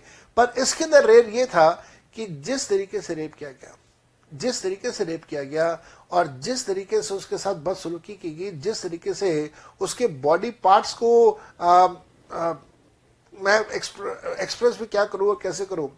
तो बहुत ही गंदे तरीके से सबका सारा जो ये इंसिडेंस था वो हुआ था। इस वजह से वो रेयर बना था और वहां पे लड़कों को फांसी की सजा दी गई थी। नाउ रेयर केसेस में फांसी और बाकी केसेस में नहीं, तो बाकी केसेस में उम्र कैद है। अब चाहे उम्र कैद की बात हो चाहे फांसी की बात हो, ये कहां लिखी हुई है? ये लिखी हुई है हमारे कानून के अंदर जिसका नाम है आईपीसी, इंडियन पीनल कोड, और इसके साथ में एक और कानून आता है CrPC, that is criminal procedure code. तो सीआरपीसी क्रिमिनल प्रोसीजर कोड और आईपीसी इंडियन पेनल कोड दोनों की कंबाइंड रीडिंग अगर हम लोग करते हैं तो कंबाइंड रीडिंग पे हमें पता चलता है कि हाँ, कि अगर ये जुर्म हुआ है तो उसकी ये सजा है। लेकिन वो सजा देने के लिए मुलजिम को पकड़ेगा कौन और कोर्ट कचहरी तक लेके कौन जाएगा? पार्लियामेंट ने तो कानून बना दिया, लेकिन उस कानून को लागू कौन करेगा, इंप्लीमेंट कौन करेगा? उसके लिए हमारे पास है पुलिस सिस्टम। हर स्टेट के पास अपनी पुलिस है, पुलिस सिस्टम है। बस ऐसे ही आप समझिए कि इनकम टैक्स से रिलेटेड कानून तो पार्लियामेंट ने बना दिया, इनकम टैक्स एक्ट, लेकिन उस कानून को इंप्लीमेंट कौन करेगा, लागू कौन करेगा? लागू करने के लिए, इंप्लीमेंट करने के लिए हमारे पास एक अथॉरिटी है जिसका नाम है CBDT, central board of direct taxes. CBDT, central board of direct taxes. आगे चलेंगे यहां से। Central board of direct taxes के पास पावर होती है, CBDT has power to make rules for implementation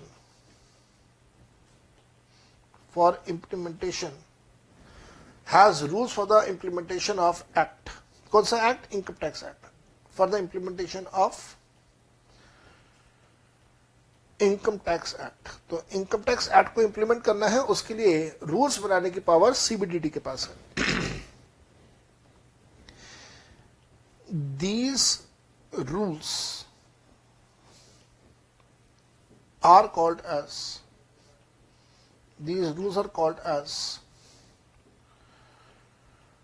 income tax rules 1962। तो आप लोगों को एक्ट के साथ में रूल्स भी पढ़ने हैं for proper understanding of law. We need to understand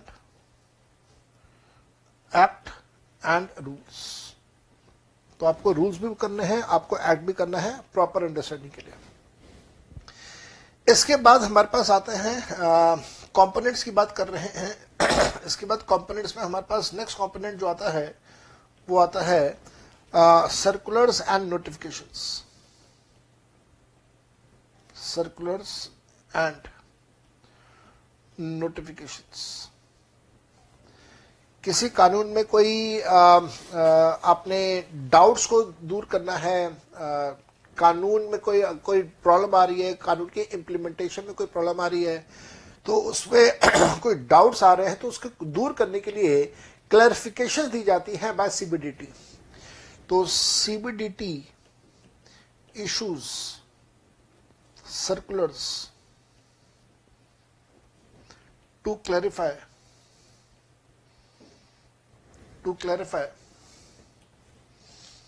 CBDT issues circulars to clarify any doubts which arises for the implementation of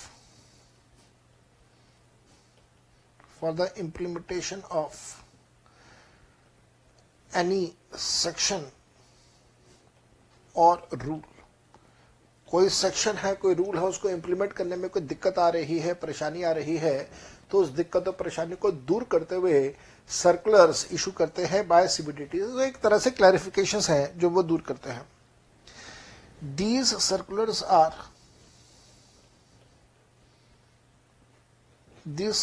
are binding on the officers of department but not binding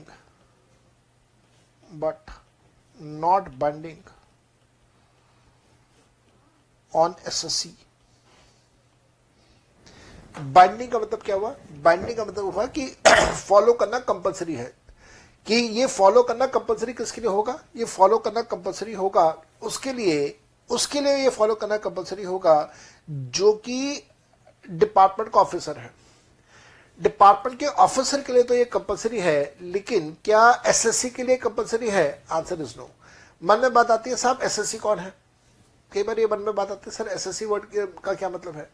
तो SSC की बहुत detail definition मैं आपको बाद में करवाऊंगा, लेकिन अभी के लिए आप ये समझिए कि एसएससी से हमारा मतलब है कि एक ऐसा व्यक्ति जिसने इनकम टैक्स पे करना है। जैसे मैं इनकम टैक्स पे करता हूं तो मैं एक एसएससी हूं। आप अभी के लिए बात समझ लीजिए, लेकिन इसके अलावा इस बात को हमेशा ध्यान रखिएगा कि इसकी डिटेल डेफिनेशन मैं आपको आने वाले दिनों में करवाने वाला हूं। फिर एक और वर्ड हम लोगों ने लिखा नोटिफिकेशंस। नोटिफिकेशंस क्या होते हैं? नोटिफिकेशंस क्या होते हैं? Notifications are issued for the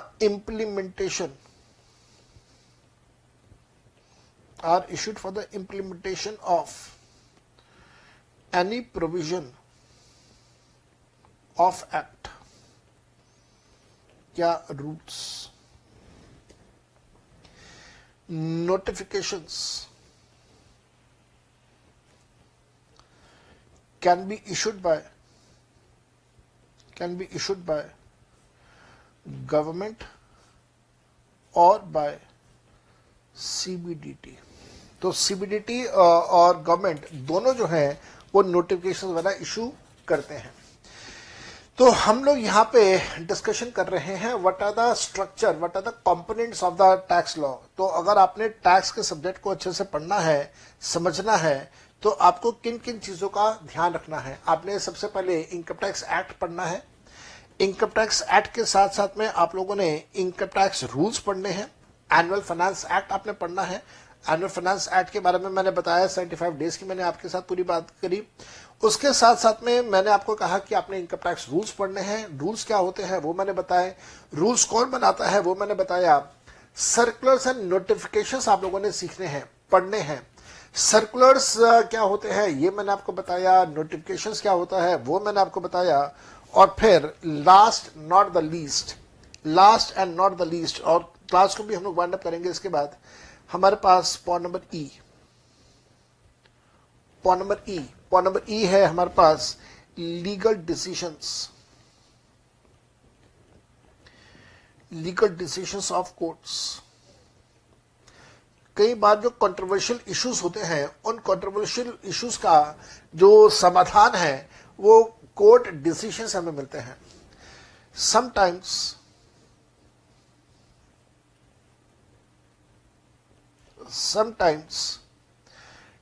disputed matters are decided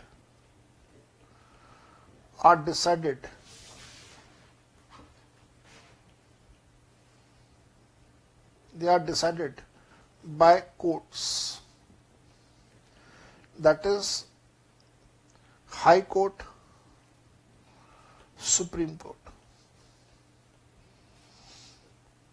और लोअर कोर्ट्स भी होती है लेकिन हम लोग लोअर कोर्ट्स के बारे में ज्यादा चर्चा नहीं करेंगे। हम लोग हाई कोर्ट्स और सुप्रीम कोर्ट्स के बारे में ही बात करेंगे।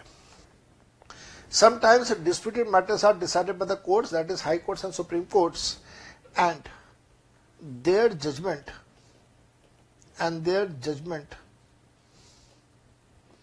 becomes rule of land। Rule of land का मतलब देश का कानून बन जाता है। हाई कोर्ट की जजमेंट आ गई है, कानून बन गया। सुप्रीम कोर्ट की जजमेंट आ गई, कानून बन गया। और जो कानून में लिखा हुआ उसके खिलाफ भी कई बार जजमेंट आ जाती है कि साहब ये जो कानून में लिखा हुआ ये गलत लिखा हुआ है, तो ऐसा भी जजमेंट आ जाती है। उस केस में फिर कानून को बदला जाता है, पार्लियामेंट उस कानून को फिर बदलती है। So these are the judgments, they become the rule of the land. And for proper understanding and for proper understanding of the subject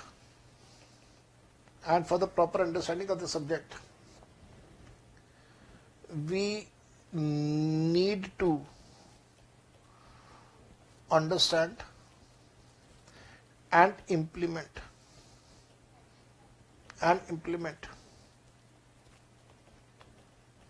decisions of such courts. तो मैं आपको बहुत सारी जगहों पे कोर्ट के डिसीजंस भी सिखाऊंगा कि देखो जी ये कानून बना था, इस कानून को सपोर्ट करते हुए सुप्रीम कोर्ट ने ये जजमेंट दे दिया, या कानून को के अगेंस्ट में सुप्रीम कोर्ट ने ये जजमेंट दे दिया। इसके बारे में भी हम लोग बहुत डिटेल में डिस्कशन करेंगे।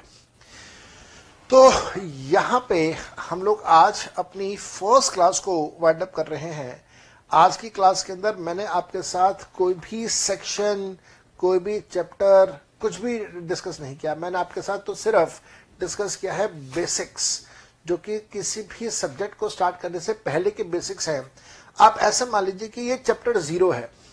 चैप्टर 0 का मतलब ये हो गया कि स्टार्ट करने से पहले, 1 से पहले 0। तो जो बेसिक अंडरस्टैंडिंग्स हैं जो कि रेलेवेंट है सबके लिए, मैंने आपके साथ वो डिस्कस करी है। नेक्स्ट क्लास जब हमारी होगी तो उस नेक्स्ट क्लास के अंदर आई विल बी डिस्कसिंग कि किस तरीके से हमारा चैप्टर नंबर 1 है। डेफिनेशंस हम लोग करेंगे। सेक्शन नंबर 1 हम लोग स्टार्ट करेंगे। इनकम टैक्स एक्ट है तो कहाँ पे इंप्लीमेंट हुआ और कैसे इंप्लीमेंट होगा, कब से एप्लीकेबल होगा, डेफिनेशंस क्या क्या हैं, कुछ टर्मिनोलॉजीज के बारे में बात करेंगे, जैसे इंडिया का मतलब क्या है, इनकम का मतलब क्या है। ये सारी बातें हम लोग नेक्स्ट क्लास में स्टार्ट कर देंगे। और पहले चैप्टर के अंदर 4-5 क्लासेस लग जाएंगी। Then will move to the second chapter, residential status and so on. पहला चैप्टर जो है ये थ्योरेटिकल है, और लेकिन उसके बाद जो चैप्टर नंबर 2 है रेसिडेंशियल स्टेटस और फिर नेक्स्ट इनकम टैक्स कैलकुलेशन, वहां पर सब कुछ थ्योरेटिकल हो जाएगा, प्रैक्टिकल हो जाएगा, सॉरी। तो पहला चैप्टर थ्योरी, इसको बर्दाश्त कर लीजिएगा, और उसके बाद जैसे जैसे आगे बढ़ेंगे थ्योरी के साथ प्रैक्टिकल हमारा साथ साथ में चलता रहेगा। तो आज यहां तक, bye bye and enjoy yourself. Hopefully आपको अच्छा लगा होगा। अगर आपको किसी भी टॉपिक में कोई डाउट है तो मेरे को कॉल कीजिएगा। मैंने आपको क्लास के स्टार्टिंग में अपना नंबर दिया था। Till the time I meet you next time, bye bye and take care. Happy learning to all of you. Enjoy yourself.